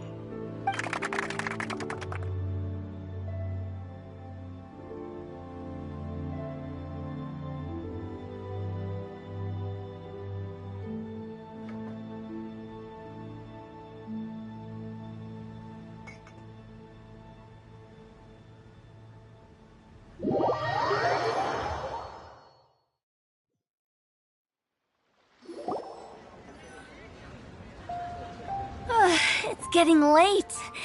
I won't take up any more of your time. You're all free to go as you please. Yep, the tea was amazing too. You don't have to go all polite on me. Just remember to come when I invite you next time. Let's see. It's dark out, so I'm going to accompany Xiangling, Xingqiu, and Chongyun back home. As for the rest of the guests, I'll leave them to our consultant. No need. I'm headed towards the harbor to meet a friend on the ship. There's no need to trouble one such as Mr. Zhongli. I think you know the place I'm talking about. Come meet me anytime. It was great getting to know you all. Let's meet again when the spring breeze begins to blow. Bye. Oh, we should write poetry together sometime. We'll catch you all later then. Don't forget to return to the parlor later. There's something I need you to do. Understood. See you later. Well then. Rex Lapis. Just Zhongli will do. I live as a mortal in Liyue Harbor now. I am just one among many who begin work at sunrise and retire to rest at sundown. If we were to consider status and seniority as Zhongli, I should be respectfully referring to you as Adeptus Shao. Ugh. Heaven forbid. Not you too. I meant what I said. I heard that during the Latern Rite Music Festival you conferred with Streetward Rambler and Cloud Retainer. I take it as you've gained a lot more knowledge about the past? The same truth will sound different coming from different people. As more bear witness to a story, feelings and interpretations expand in variety too. I once had a pleasant chat about the past and present with a Sumeru scholar named Soraya, and learned a few things about her research topic. From the evidence she found and the conclusion she made, her area of research is already very close to the truth. But there are multiple sides to humans and gods alike. In the legends recorded by humans, some gods were depicted as arrogant and condescending, while others were kind and capable. But whether to me, Streetward Rambler, Cloud Retainer, or younger adepti such as Shao and Ganyu, those adepti and gods that may seem extraordinary to humans are something more akin to close companions. This was as true back then as it is right now. Just how Shao may seem unapproachable to most, but the Traveler has proved otherwise. So there's no need to dwell too much on certain things. Zhongli, what you're saying is... It looks like you understood what I meant. Ah.